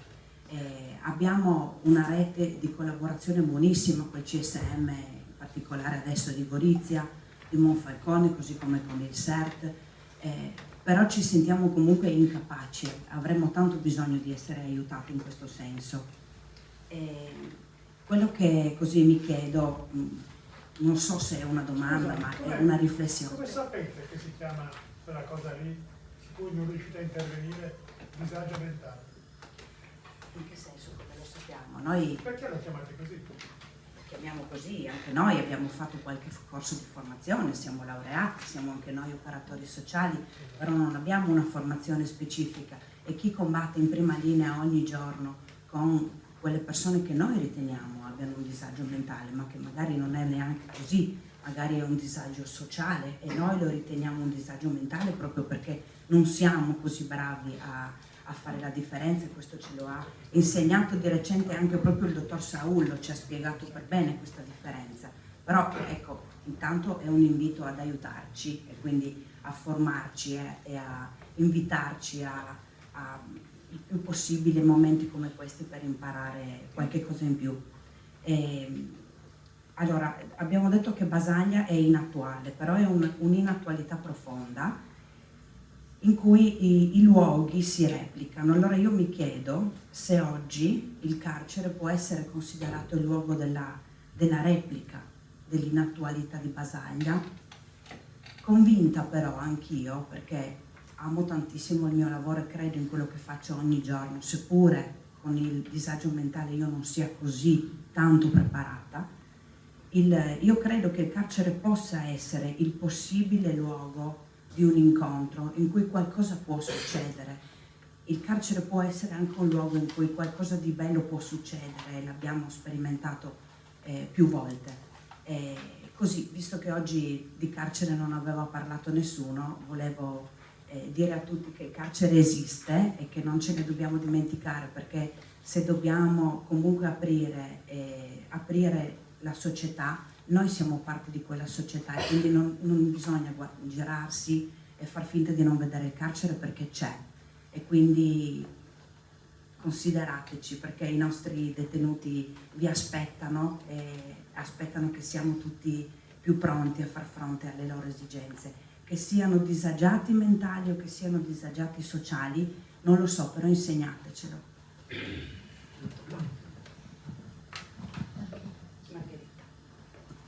Posso fare un commento? No. No.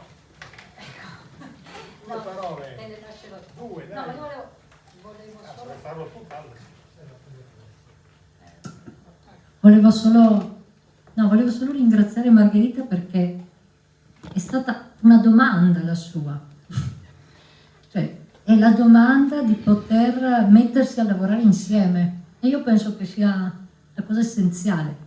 Non so se qualcuno ha un sapere da travasare, e trasmettere non è questo travaso, però già il fatto di prodursi in questo momento come una domanda, un richiamo a una delle realtà asilari che spesso ci dimentichiamo, ci ricordiamo solo per le cronache, e che si produce come la domanda che ha posto lei, però magari a nome, o tu, insomma a nome anche credo delle persone con cui lavori, ci inviti, però no, se ci addormentiamo che non ci proponiamo, perché anche questo è il fatto, che lavorare insieme significa anche che una volta che io l'ho detto penso che l'altro abbia raccolto, e allora no, occorre continuare a risvegliarci, andare a bussare lì dove nessuno ascoltava. Cioè, in fondo Basaglia faceva poi anche questa operazione, non si stancava mai, andava dal politico, dall'assessore, da questo, cioè negoziava. Nel libro della collana Eredi su Basaglia, ma lo raccontano bene anche questo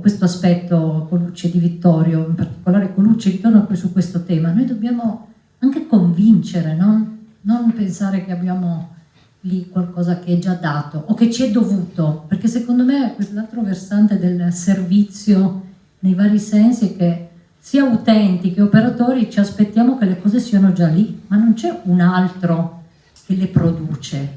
Oppure se c'è un altro che le produce, questo vuol dire che ci mettiamo noi in una logica di sottomissione di dominio. Io credo che scardinare questa logica, io non lo so come, se lo intendo, cioè quello che io ho ascoltato nel discorso di Pierangelo rispetto alla fuga da un lato e la seduzione del sapere dei maestri dall'altro, e che in realtà che sono dallo stesso lato, e che è più facile rimanere nella logica in cui domando a qualcuno di dirmi e di darmi quel sapere. Occorre che qualcuno sì abbia una formazione con cui ha fatto i conti e che può mettere al lavoro, ma anche che io mi tenga all'altezza di quel richiamo costantemente, andando a pretendere qualcosa di questa formazione, anche laddove non c'è, perché se no mi aspetto che l'altro padrone da qualche parte mi risponda. Potrà essere benevolo o manevolo, ma sempre padrone rimane. No, ma non voglio togliere. No, vai. Poi nel pubblico sicuramente vuole Sì, dire ma già in quell'incontro del 95-96, del 95, quindi un po' di tempo fa, 30 anni fa, sì. Ed eravamo in 3 presenti, noi 3. No, anch'io. Chiede anche tu? Ero nel centro d'onda, non mi consiglio avanti. Faccio ammenda e chiedo qui. Allora, già allora si aveva nettamente l'impressione che Basaglia fosse qualcosa di archiviato, importante, ma archiviato. Oggi è ancora molto, molto peggio. In definitiva, se oggi noi chiudessimo i testi di Basaglia, i libri su Basaglia, eccetera, eccetera, dicessimo, vabbè, queste sono cose che ormai abbiamo capito, faremmo il più grande errore possibile. Credo che da questa parte del tavolo, ma forse anche dall'altra parte, si stia dicendo proprio questo. Anche il discorso sulle carceri, che è stato spinto avanti dal primo intervento che c'è stato, è di questo genere. Per cui non crediamo che questa, per esempio, e mi fermo alla svelta, non temiate che vado per le lunghe, la questione dell'ascolto è una delle parole del lessico, io stamattina non c'ero purtroppo, del lessico di cui si parlava prima. L'ascolto non è una cosa così semplice.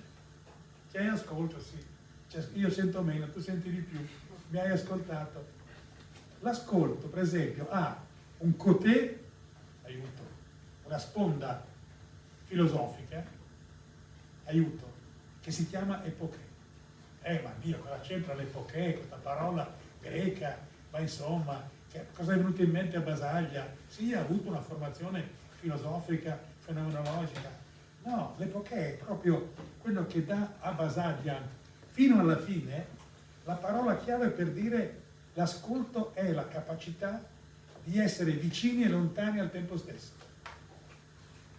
Non volevo fare reclamo al Festival di Udine, no? Che però sta arrivando.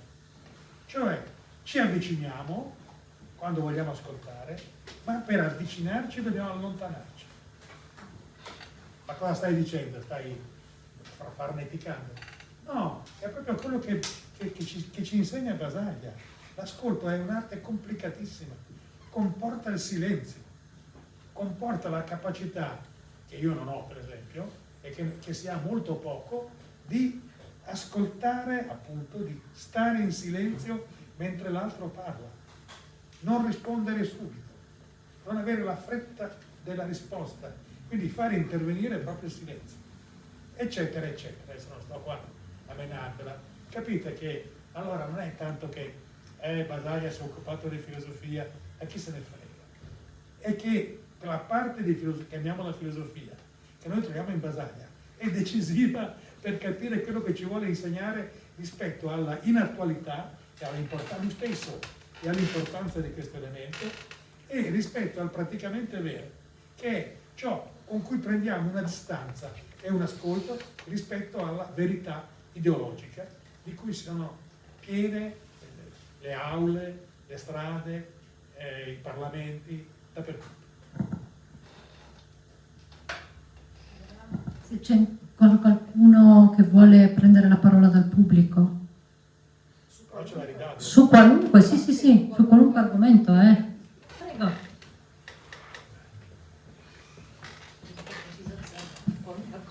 Mi chiamo Roberto e io sono assolutamente un pesce a cuor d'acqua qui, perché sono un architetto.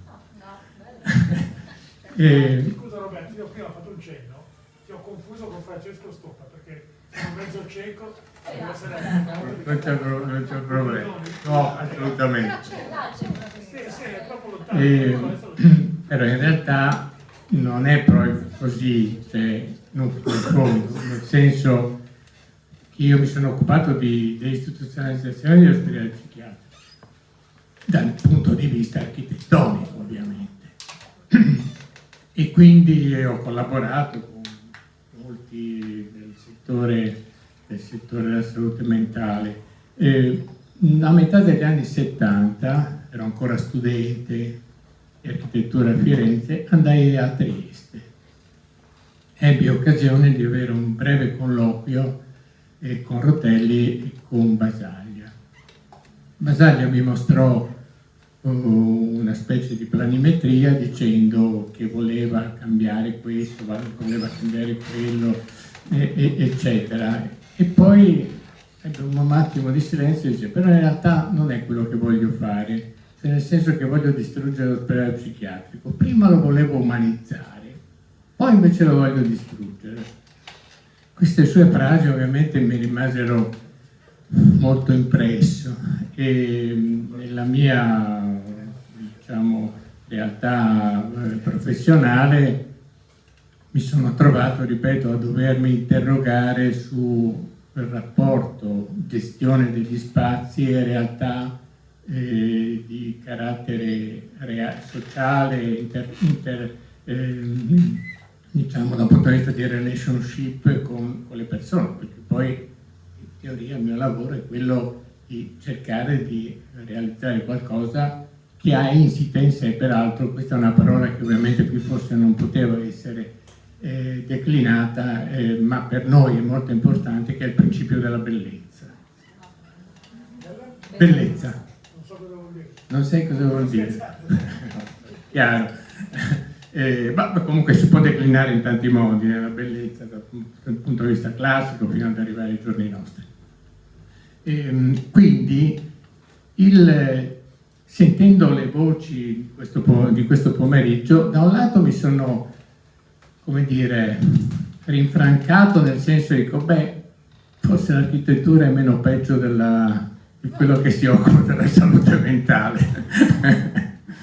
perché poi a volte sbagliando, ma però riusciamo a restituire qualche cosa che può far contente le persone. Quindi abbiamo degli elementi, poi io sono un architetto ma anche un urbanista, quindi nella lettura della città ovviamente ho una serie di sollecitazioni da parte della comunità, sia da un punto di vista politico, sia dal punto di vista della comunità in senso più ampio e sociale. Ma vi voglio raccontare questo brevissimo aneddoto. Io sto lavorando per la cooperazione allo sviluppo, sono appena rientrato dal Salvador, dove abbiamo un progetto, e un interlocutore, rientrando in Salvador, la situazione è molto complicata, e mi chiede, stanno costruendo un carcere di 40.000 detenuti. Questo nuovo presidente è un semidittatore, quindi insomma ha giocato le sue carte sulla sicurezza. Altro che Albania. E mi chiede, dice, ma tu sei uno dei progettisti del carcere? E io sul momento mi sono inorridito, ho detto, cioè, architettura con il carcere non ha nulla a che fare. Io non progetterei mai un carcere come non progetterei mai un ospedale psichiatrico. Ecco, non tanto in Italia che non ci sono più, ma potrebbe essere in qualsiasi altro paese. Quindi, riprendendo un po' alcune sollecitazioni, primo mi chiedevo, cioè io ho avuto l'impressione, perché poi ci ho lavorato assieme a un gruppo di amici su un'iniziativa su Basaglia e così via, che insomma non è andata a buon fine. Ho avuto l'impressione che questo rischio della ritualizzazione di Basaglia purtroppo abbia preso un po' tutti, anche quelli che insomma, la maggior parte hanno avuto vuol dire, in termini positivi, cioè richiamando Basaglia e cercando di trasmettere qualcosa delle sue idee, se non del suo insegnamento e di quant'altro. Però io volevo porre un problema legato al concetto della violenza, il concetto della violenza nella città. Allora, uno dei problemi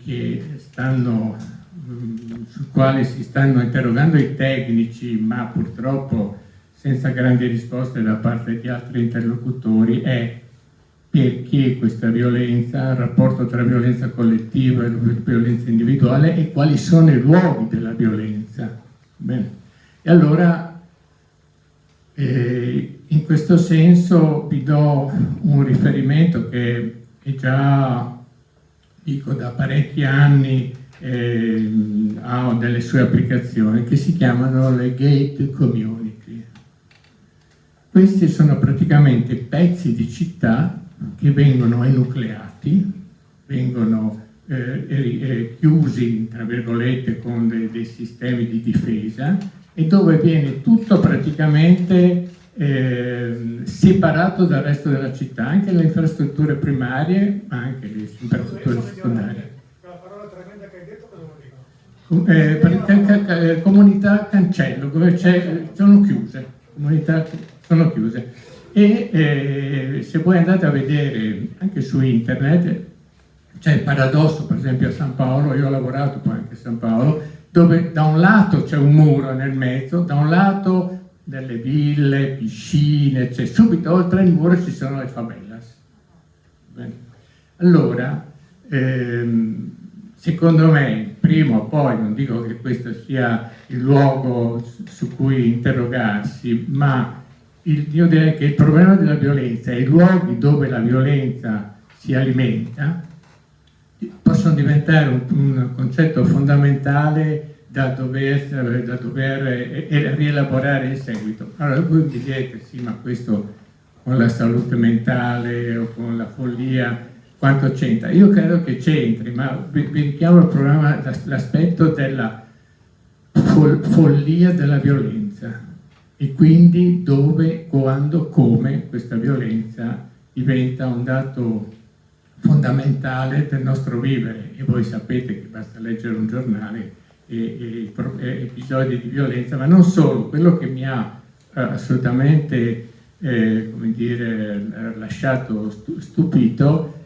è che c'è un concetto di alimentazione della violenza in progress, e quindi il problema fondamentale è soprattutto per i giovani. Qua richiamo nella mia capacità affermativa attraverso la violenza, perché quello poi diventa un problema fondamentale. Quindi per me progettare invece degli spazi e dei luoghi dove appunto siano esattamente antitetici alla violenza diventa un dato assolutamente importante.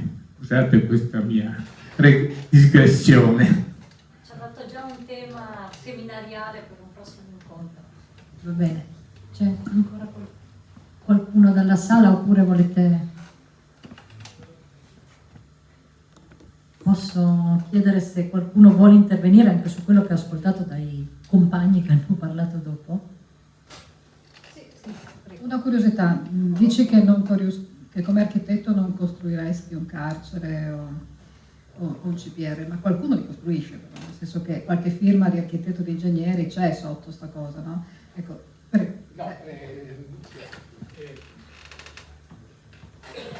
va distinto tra architettura e edilizia.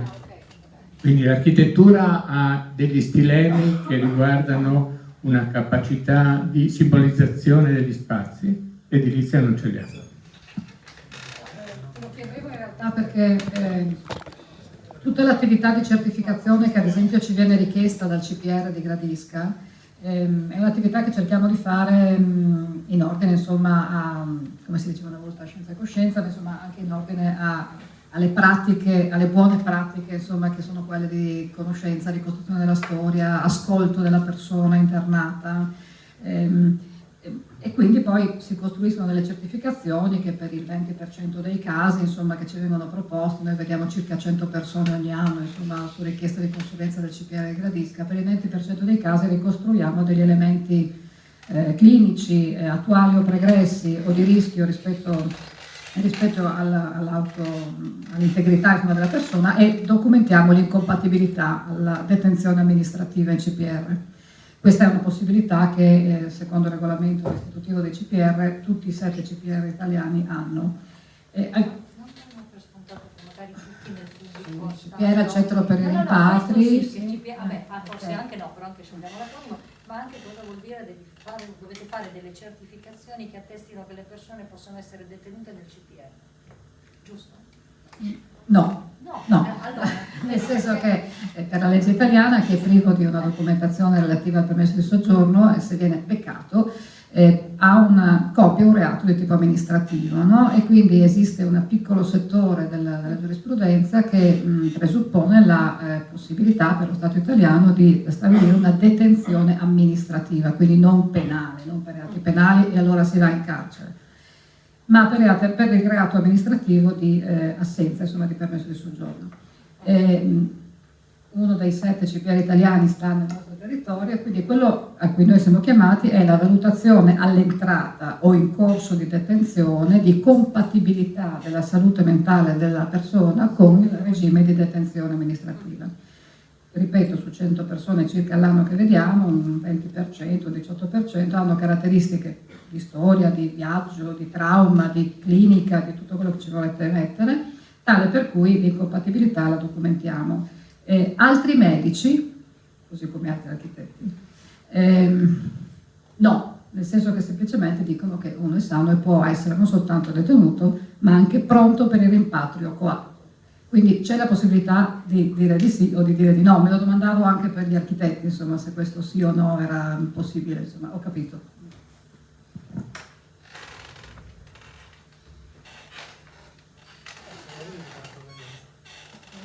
No, dico una cosa banale, nel senso che la violenza, credo, nella testa di ciascuno produce una serie, no, di accostamenti e di curiosità, cioè, no, chiamiamole così.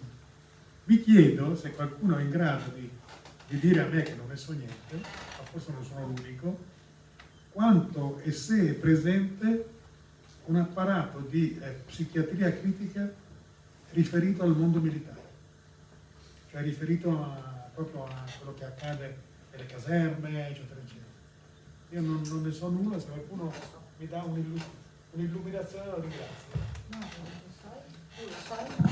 Ho una vaga memoria, perché avendo fatto lo psichiatra militare, ma 30 anni fa, ho fatto l'ufficiale medico ed facevo lo psichiatra militare, quindi insomma, penso che sia congruente con tanto con gli argomenti di stasera.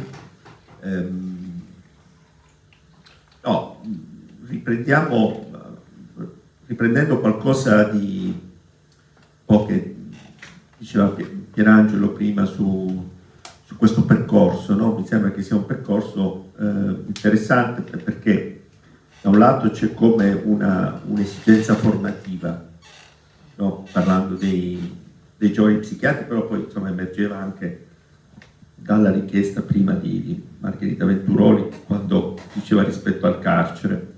Quindi c'è questa richiesta formativa e quindi probabilmente noi ci possiamo domandare legittimamente come Basaglia possa essere un formatore, perché il problema è anche questo. Basaglia da un lato noi lo viviamo come formatore, però è anche il formatore che diceva venite a vedere Trieste, perché su quel piccolo libretto rosso forse avremmo dovuto scrivere qualcosa di più, no? Quindi c'è questa contraddizione, no? Tra una formazione che si fa sul campo vedendo, però è chiaro non è sempre praticabile, vista anche l'esiguità di luoghi terapeutici basaliani, sempre più esigua, luoghi dove ci si possa formare basalianamente, e dall'altro invece l'esigenza di trovare anche al lato di questo venite a vedere una formazione che sia praticabile su un piccolo, un grande, un medio libretto, anche di altri colori, non solo rosso. Cioè, dico questo, e poi anche un po' il discorso che noi abbiamo fatto rispetto a questo libro su Basaglia, questo Franco Basaglia che è uscito per Feltrinelli, era anche un po' come situare oggi una possibile cultura basagliana, cioè come si possa scrivere, come si possa studiare Basaglia, come si possa fare di nuovo di Basaglia un intellettuale nelle pratiche. Un intellettuale nelle pratiche significa innanzitutto sdoganare questa parola che era diventata quasi una parolaccia, no? Perché quando parlavi di intellettualità sembravi disconfermare l'essere pratici, l'essere all'interno di un movimento di lotta quotidiana. Oggi noi capiamo invece che proprio l'aver ceduto sul terreno dell'insegnamento, della formazione, della clinica, della scrittura, della partecipazione al dibattito, perché questo poi è successo, abbia determinato un arroccamento soltanto nella difesa di cosiddette buone pratiche, che ci sono, io non sto negando le buone pratiche, anzi penso di condividere, di averle condivise lungamente, ma dico pure che queste oggi non sono più sufficienti di fronte alla forte presenza, talvolta aggressività invece di saperi convenzionali che hanno completamente sommerso quello che era il cosiddetto sapere basaliano, cioè non c'è più, noi lo rievochiamo appunto, cerchiamo di rievocarlo a distanza di un secolo dalla sua nascita, però poi ci rendiamo conto che anche le parole che usiamo spesso, questo penso che sia forse una delle cose che Pierangelo voleva dire, non sempre immediatamente condiviso da chi ha 30 anni oggi, cioè ci sono alcuni stilemi di pensiero, alcuni modi che non sono immediatamente chiari. Insomma, noi pensiamo che tutti condividano, che tutti abbiano lo stesso lessico che abbiamo noi, ma non è così, non è assolutamente così, no? Già quella parolaccia che hai detto tu, o Pieraldo, fenomenologia, ma che significa sta roba, no? Non dobbiamo pretendere che tutti sappiano questa cosa qui. Sono 50 anni che me lo chiedo. Allora, quello che noi ci dobbiamo porre oggi è davvero come possiamo ripartire. Certo, si riparte solo in maniera tradizionale dal libro o dalla lezione, sappiamo che questo è insufficiente. Oggi ci stiamo provando, però vedete già la difficoltà anche a far circolare il discorso, no? È molto complicato, perché da un lato ci poniamo ex cattedra dietro una scrivania, dall'altro però sentiamo che non si può neanche cedere sul fatto che un minimo di produzione di pensiero che passa anche attraverso strumenti, diciamo, tra virgolette, tradizionali ci deve essere, no? In un modo che oggi è dominato molto da telefonini o da forme di apprendimento che sono completamente diverse. Ecco, io questo lo voglio porre come problema perché personalmente è un rovello questo, cioè come si trasmette Basaglia, cioè l'eredità di Basaglia oggi, come si diventa basagliani, no? È difficile diventare basagliani, perché non è che tutti devono andare a vedere il CSM di Gorizia, cioè sarebbe anche praticare. Potete venire, però poi dopo un po' Lazzano si caccia fuori e dice basta, se ne può più dello psicoturismo, e quindi ci dobbiamo trovare altre forme. Scusa, Dario. No, ma voglio che parli ancora un attimo. Voi avete scritto... Allora, sto facendo, scusa. Voi, cioè Pierangelo e Mario, avete scritto 2 libri che sono lì, no? Uno da Feltrinelli e uno precedente. Adesso che reazioni avete avuto a questi libri? Siete contenti delle reazioni, scontenti? c'è qualcosa di curioso che è venuto fuori, interessante. No, è utile dirla questa faccenda, perché i libri hanno avuto un loro successo, no? O no? Sì, però non è questo di cui dobbiamo parlare, perché poi sembra quasi un'autoesaltazione. Certo che hanno avuto una vendita, hanno avuto delle reazioni di alcuni protagonisti storici che si sono detti colpiti, si sono detti qualcuno anche commosso da un modo di fare, questo modo di un po' anche biografico, autobiografico, però non è questo il punto, perché è chiaro, noi abbiamo usato un nostro stile. La domanda è proprio oggi se basta il discorso del libro, no? Basta il discorso del seminario, ne abbiamo fatti tanti quest'anno. Che cos'altro ci possiamo inventare? Di Vittorio si è inventato il festival Zatter, Paola Zanus si inventa la formazione tra i somari, come si chiama? Tra gli asini. Allora...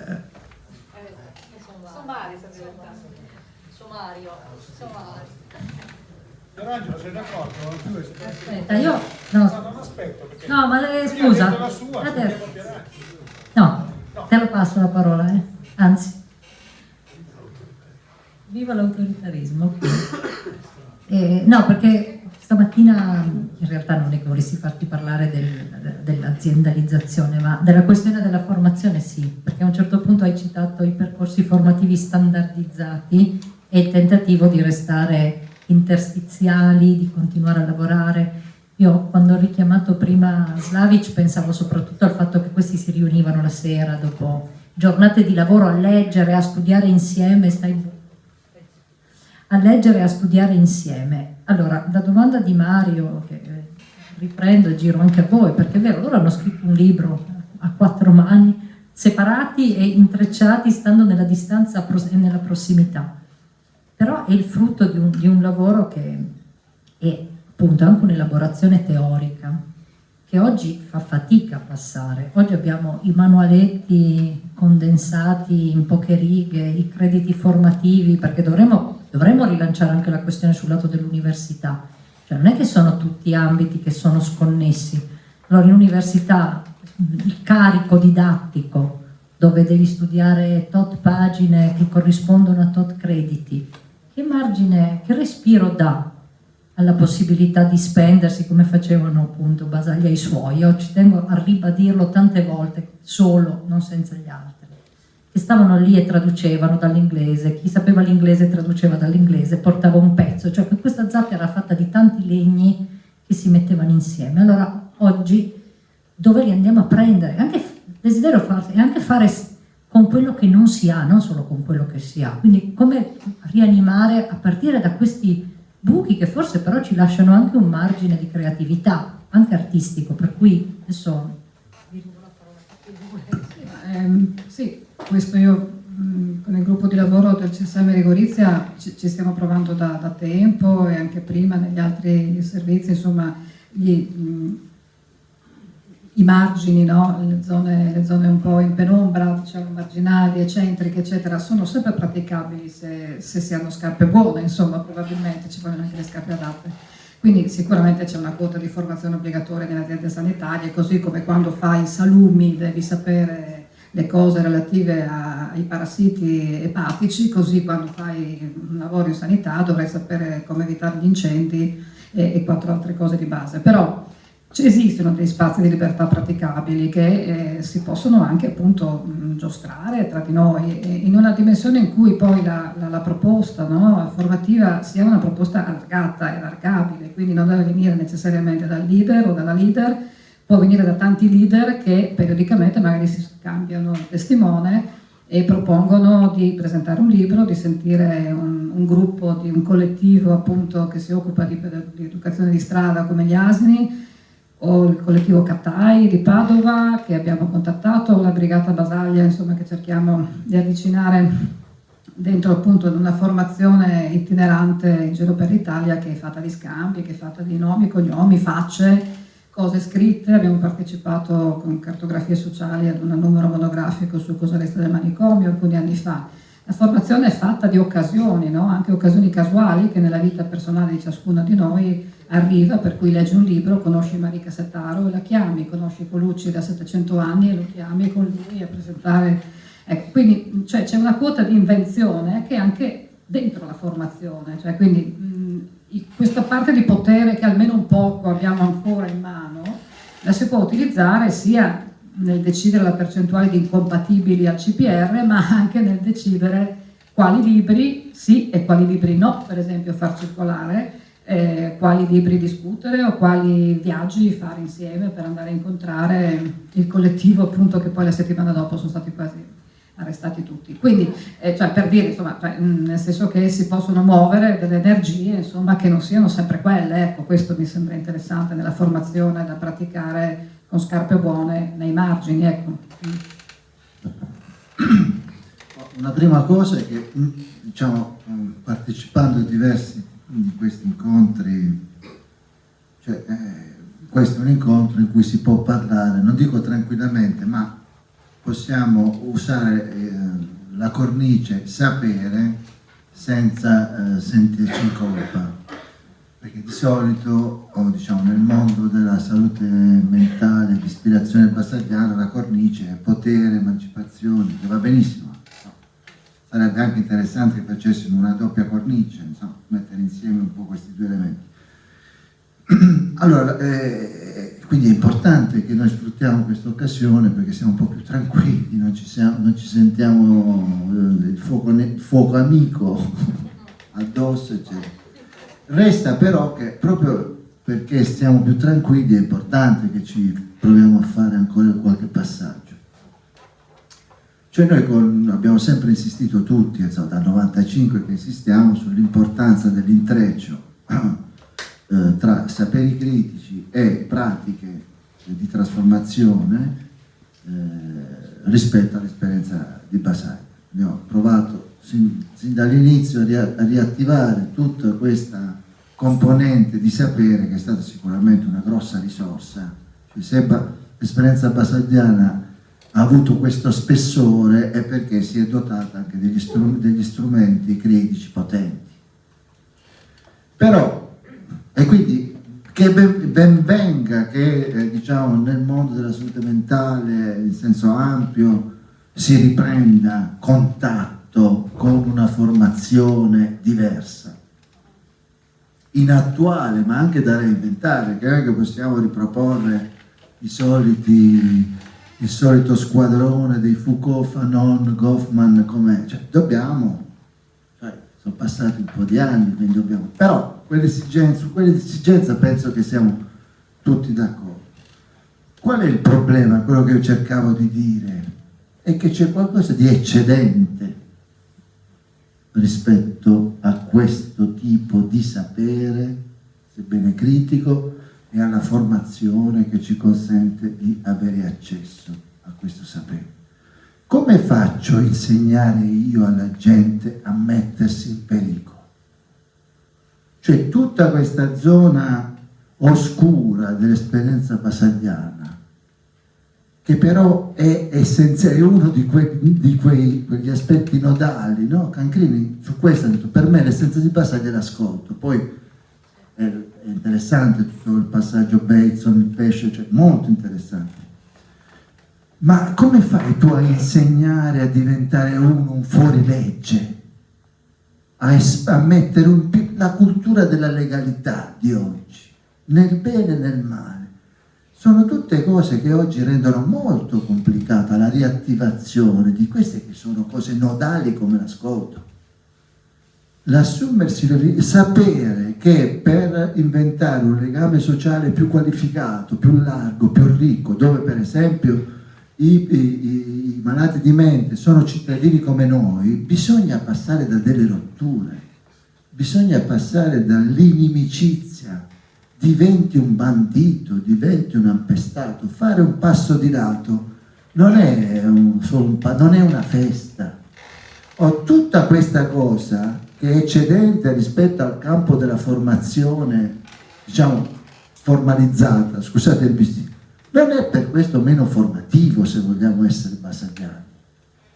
Lì c'è un'anima, c'è l'anima di un'esperienza. E infatti quello su cui insisto molto è è che noi siamo, cioè noi, la grande lotta culturale che dovremmo fare oggi è per riannodare gli aspetti, diciamo, di sapere formalizzato con gli aspetti di sapere esperienziale. Il sapere che nasce nelle pratiche quotidiane.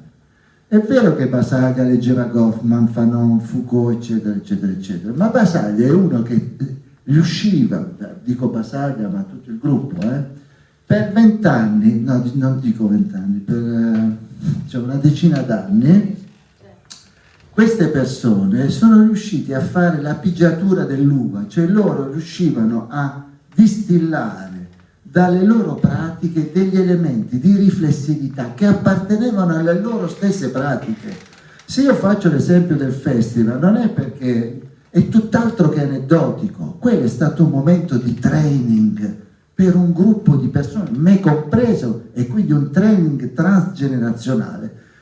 Training a cosa? All'arte del possibile, all'arte di non avere paura di fare un passo di lato, capire che quando fai un passo di lato entri in una notte, tutto si destabilizza, l'anarchia. Io non so, l'unica cosa su cui non sono d'accordo di tutta la giornata è quando Antonello Correale ha detto no, ma senza anarchia, ma se l'anarchia è un fantasma, bisogna passare dall'informe. Se tu vuoi rallentare i legami sociali, tu devi passare da una scena notturna, ma non notturna perché è una scena dark, notturna perché Eros e Thanatos riemergono abbracciati.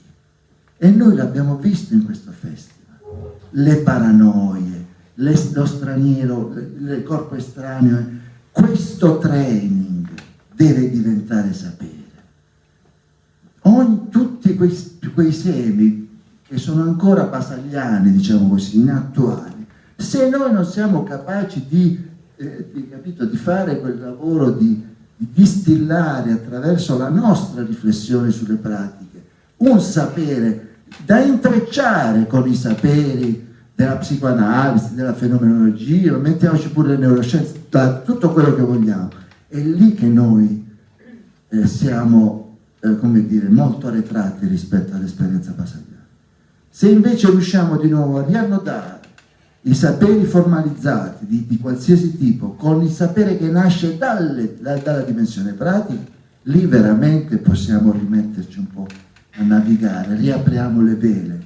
E io credo che gli elementi ci siano là, però ecco, questo è forse qualcosa che oggi un po' ci manca, perché sarebbe anche interessante capire perché il tempo... sarebbe da frequentare un po' di discariche, no? Sarebbe da, non so,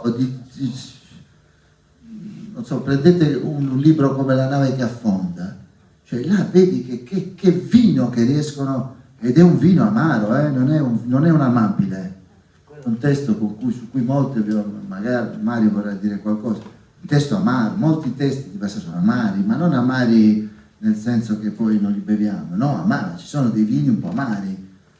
Però ecco, questa gente riusciva a tirar fuori dalle loro pratiche, che erano già ispirate, intrecciate con dei saperi critici, ma riuscivano dalle loro pratiche a tirar fuori un sapere, che era già un sapere collettivo, perché c'era per fortuna il sapere dei pazienti, il sapere loro, il sapere... Su questa cosa di riconnettere un po' gli aspetti formalizzati con l'autoformazione, cioè gli aspetti autoformativi, forse lì c'è ancora qualche lavoro da fare, e tutti gli strumenti, le piste sono valide secondo me per andare in questa direzione.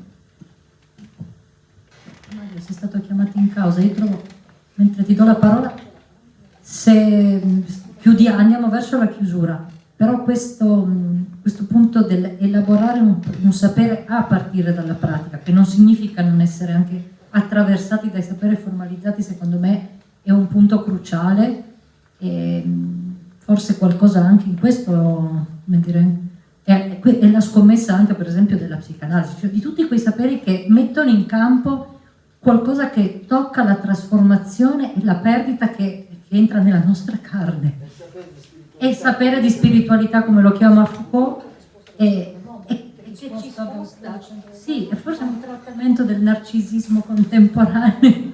Però sì, quindi io su questo penso che dovremmo mettere l'accento e penso che dovremmo produrre anche dei momenti che hanno una continuità, perché io per l'esperienza che vedo, ho visto negli anni, ad esempio queste riunioni che si fanno con gli operatori, il lavoro, ci vuole anche un automaton, cioè qualcosa che si ripete, perché quella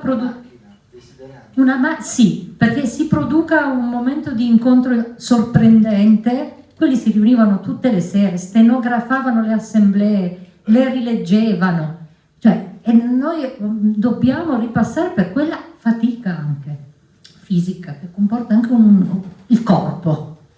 Mario, siamo chiamati in causa sulle navi che affondano. Io invece passerei la parola, se no parliamo solo noi un po', vediamo se ci sono altre questioni.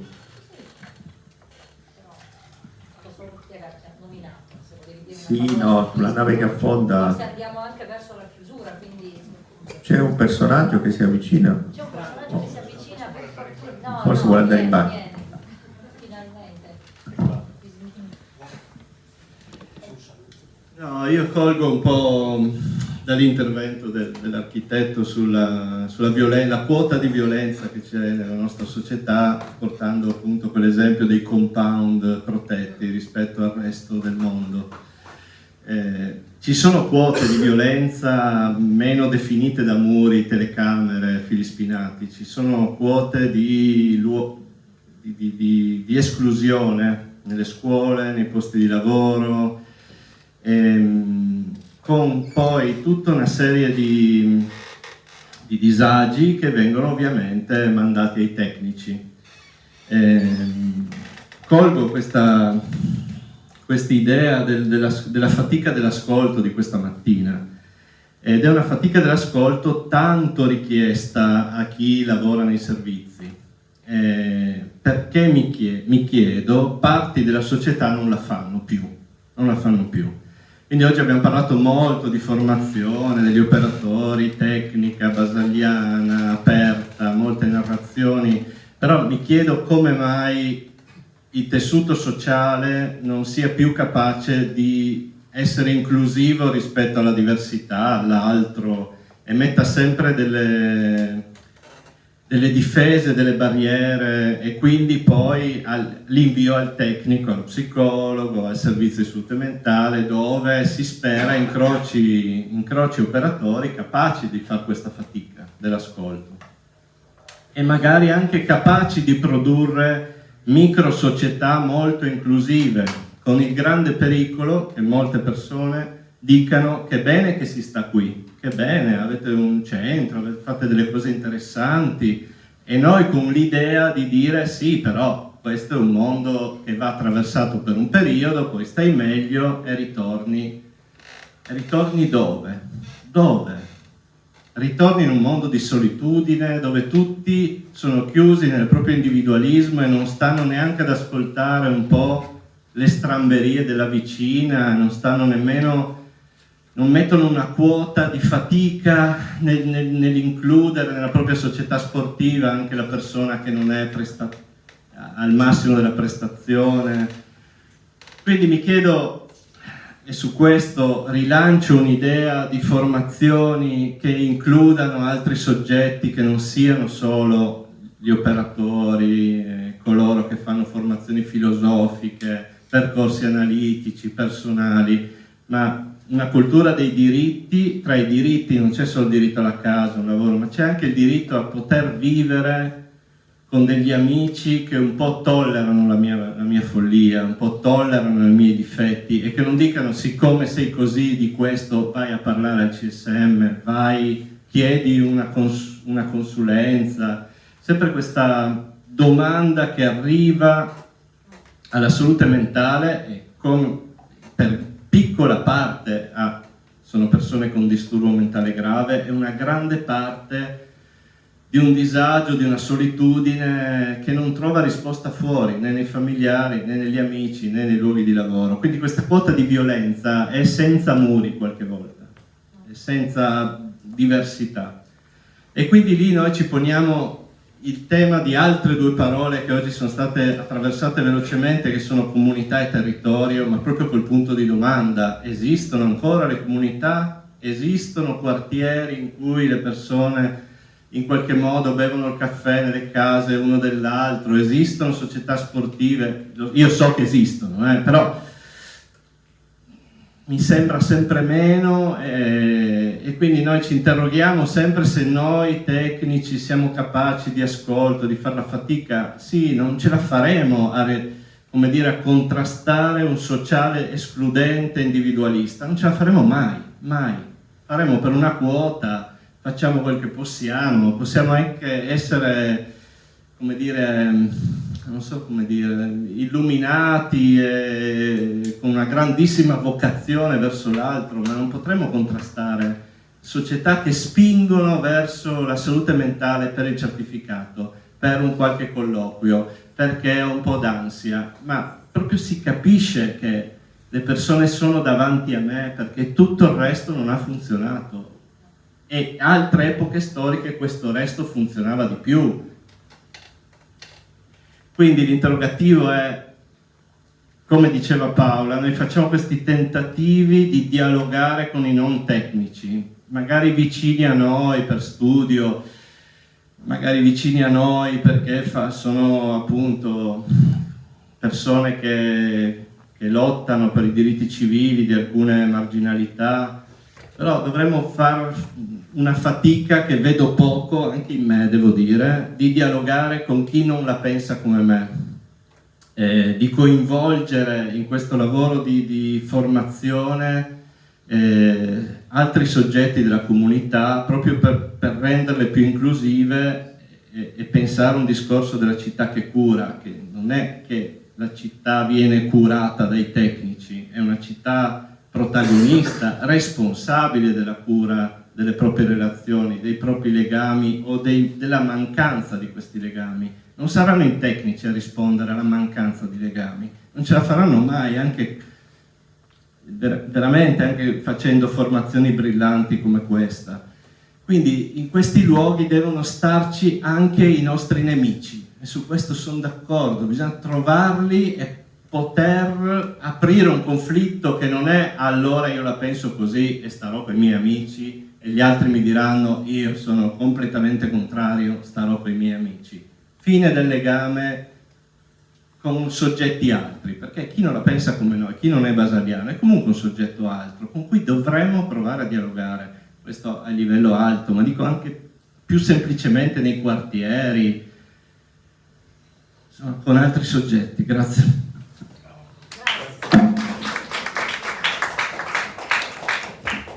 Avviandoci alla conclusione, non so se Alessandro volevi... C'era un saluto che sì? e poi dico due parole. Vieni, sì, ma venite al tavolo, molto volentieri. No, il tavolo sta in piedi. Vabbè, dove c'è posto, ci stringiamo. No, prima c'era Marco che voleva, Marco Braida, consigliere.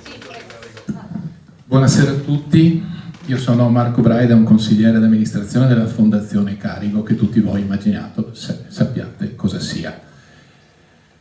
E se non lo sapete andate a vedere sul sito www.Fondazione Carigo, un ente privato che sviluppa progetti del territorio. Perché ho chiesto ad Alessandro di intervenire? Per un paio di motivi, però faccio prima una riflessione, perché se parlo come fondazione devo essere istituzionale, ringraziare, eccetera, eccetera, però non mi nascondo dietro un dito. E quindi queste cose ve le devo dire. Grazie Marco che mi hai tirato la buccia di banana. E oggi ho sentito una cosa importante, e pur avendo lavorato, Ilaria, tu hai accennato in quegli spazi, io ho lavorato 40 anni e adesso sono felicemente in pensione, ho lavorato in quello che adesso si chiama Parco Basaglia, ma non si chiamava così, si chiamava ex OPP quando sono andato a lavorare, quando Roberto è venuto a deistituzionalizzarlo, quella era la parola mi sembra, no? Bene,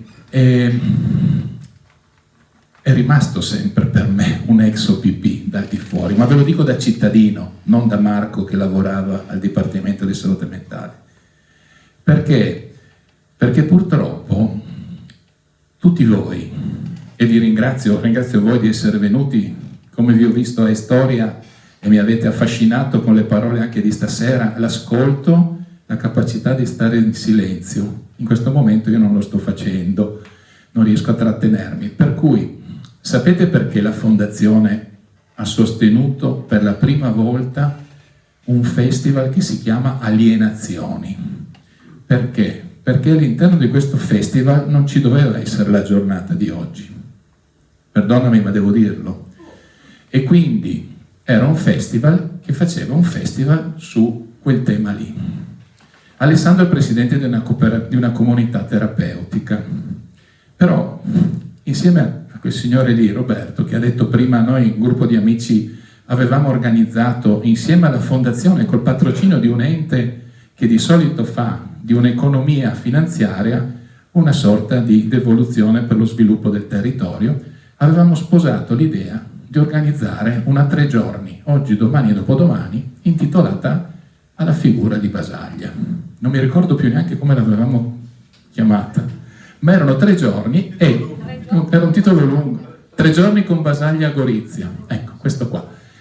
Il primo giorno era questo, e poi c'erano altri 2 giorni dedicati alla cooperazione sociale, allo sviluppo sostenibile, anche quello che dicevi tu, Marco, a far conoscere voi, perché, perdonatemi, non siete conosciuti per quello che fate. Ed ecco perché la Fondazione, ci metto del mio ma non sono stato da solo, abbiamo cercato di far vedere quello, come dicevate prima, no? Il rendere visibile l'invisibile. Non è che la comunità era invisibile, era poco visibile, perché era laggiù in fondo ed è laggiù in fondo al Parco Basaglia. Quindi abbiamo voluto accompagnare, tirar fuori per mano, naturalmente condividendo un percorso con la comunità, organizzare questa 3 giorni che purtroppo è stata imbavagliata. Perché? Perché ve lo dico, Basaglia è scomodo. Io l'ho capito negli anni, non lo sostengo questa teoria, però evidentemente fa ancora paura, e fa paura anche a Gorizia, da dove è partita. Perché se parlo con mia mamma che ha 92 anni, i ricordi non sono di quello che ha fatto o di quello che i professionisti stanno divulgando di fare, ma sono venute fuori altre storie che fanno parte ormai di un immaginario collettivo negativo. Piccole storie, però molto pesanti per questa città. Quindi, ecco perché come fondazione avevamo iniziato, non ci siamo riusciti, Alessandro, abbiamo cannato, abbiamo sbagliato qualcosa. Però questo per dire grazie alla comunità terapeutica La Tempesta, grazie a voi operatori della comunità e a voi operatori dei servizi, perché se non ci fossero stati loro non saremmo qua a parlare di questo, non sarebbero venuti neanche loro. Quindi noi come fondazione ci siamo smarcati, nel manifesto non c'è il logo, per la prima volta, è una cosa molto brutta questa, per una cosa che si svolge nella città dove la fondazione opera. Però questa non è polemica, è un dato di fatto. Ma ce la rifaremo. Io ne ho parlato con Paola, con Ilaria, con Roberto. Questo sorta di 2 giorni di un altro tipo di convegno, ahimè non più sulla figura di Basaglia nell'anno del centenario, lo faremo perché ci crediamo come fondazione, lo ritareremo magari sul verde terapeutico, sulla cooperazione sociale, e per far vedere, Marco, quegli invisibili, quei casi. Però vi chiedo una cortesia, fateci conoscere le esperienze virtuose, perché dobbiamo far conoscere questo a quelli che vivono con me, ai miei figli, no? Ai miei fratelli, ai miei nipoti, perché non sanno ancora realmente di cosa parliamo. Qui siamo in un posto, avete detto che in università non si parla di Basaglia, siamo ben 2 volte in un anno che voi venite qui. Non lo so se c'è l'osmosi, ma ho visto pochi ragazzi, ce n'era qualcuno che faceva lezione, ma ancora troppo pochi. Io ringrazio ancora Alessandro, scusami di questa digressione, ma ci tenevo a farla sia di cuore che per l'istituzione. Quindi grazie alla comunità, grazie a tutti voi e grazie di essere intervenuti. Veramente ancora grazie. Grazie. Penso che siamo arrivati alla conclusione. Siamo stati in diretta, che possono rivedere tutto. Grazie, grazie, abbiamo il suggeritore di fondo che giustamente assolutamente sì, cose di cui sono abbastanza incapace ancora, che imparerò. No, e volevo dire una cosa, allora, intanto dato tecnico che c'è la registrazione e quindi sarà possibile rivedere tutto il convegno. Penso che faremo anche qualche atto diciamo, scriveremo qualcosa su questo aspetto, quindi grazie del prezioso suggerimento da condividere. No, volevo solo dire questo, ringraziare ovviamente tutti i relatori di questo pomeriggio, della disponibilità e generosità con cui avete condotto questa tavola rotonda, quelli del mattino, qui c'è ancora il dottor Stoppa e il dottor Coreale è dovuto andare via, abita a Roma, quindi aveva dei tempi tecnici da rispettare. Che dire, io ringrazio il mio staff, la mia comunità, ci siamo presi questo rischio a fronte di questa situazione non bella, diciamola così, perché questo dobbiamo essere anche chiari, abbiamo voluto prenderci questo rischio, accollarci con molto piacere perché io credo in questa possibilità di dialogo, di confronto e spero che si possa portare avanti nonostante le resistenze, tutto quello che in qualche modo forse a partire da questo messaggio dissidente di Basaglia che non abbiamo colto fino a un certo punto, però credo che valga la pena portarlo avanti. Ecco, quindi grazie a tutti della vostra presenza, della vostra pazienza, di aver anche, insomma, è stato penso un convegno anche abbastanza intenso, ma anche molto bello secondo me. Quindi grazie a tutti e noi continueremo con delle iniziative, non su Franco Basaglia ma su altre, di cui vi terremo aggiornati e nel corso forse del fine anno, sicuramente del prossimo anno, e anche con i 40 anni che faremo sapere, insomma, ecco, perché credo che sia un traguardo importante. Quindi grazie di nuovo a tutti e buona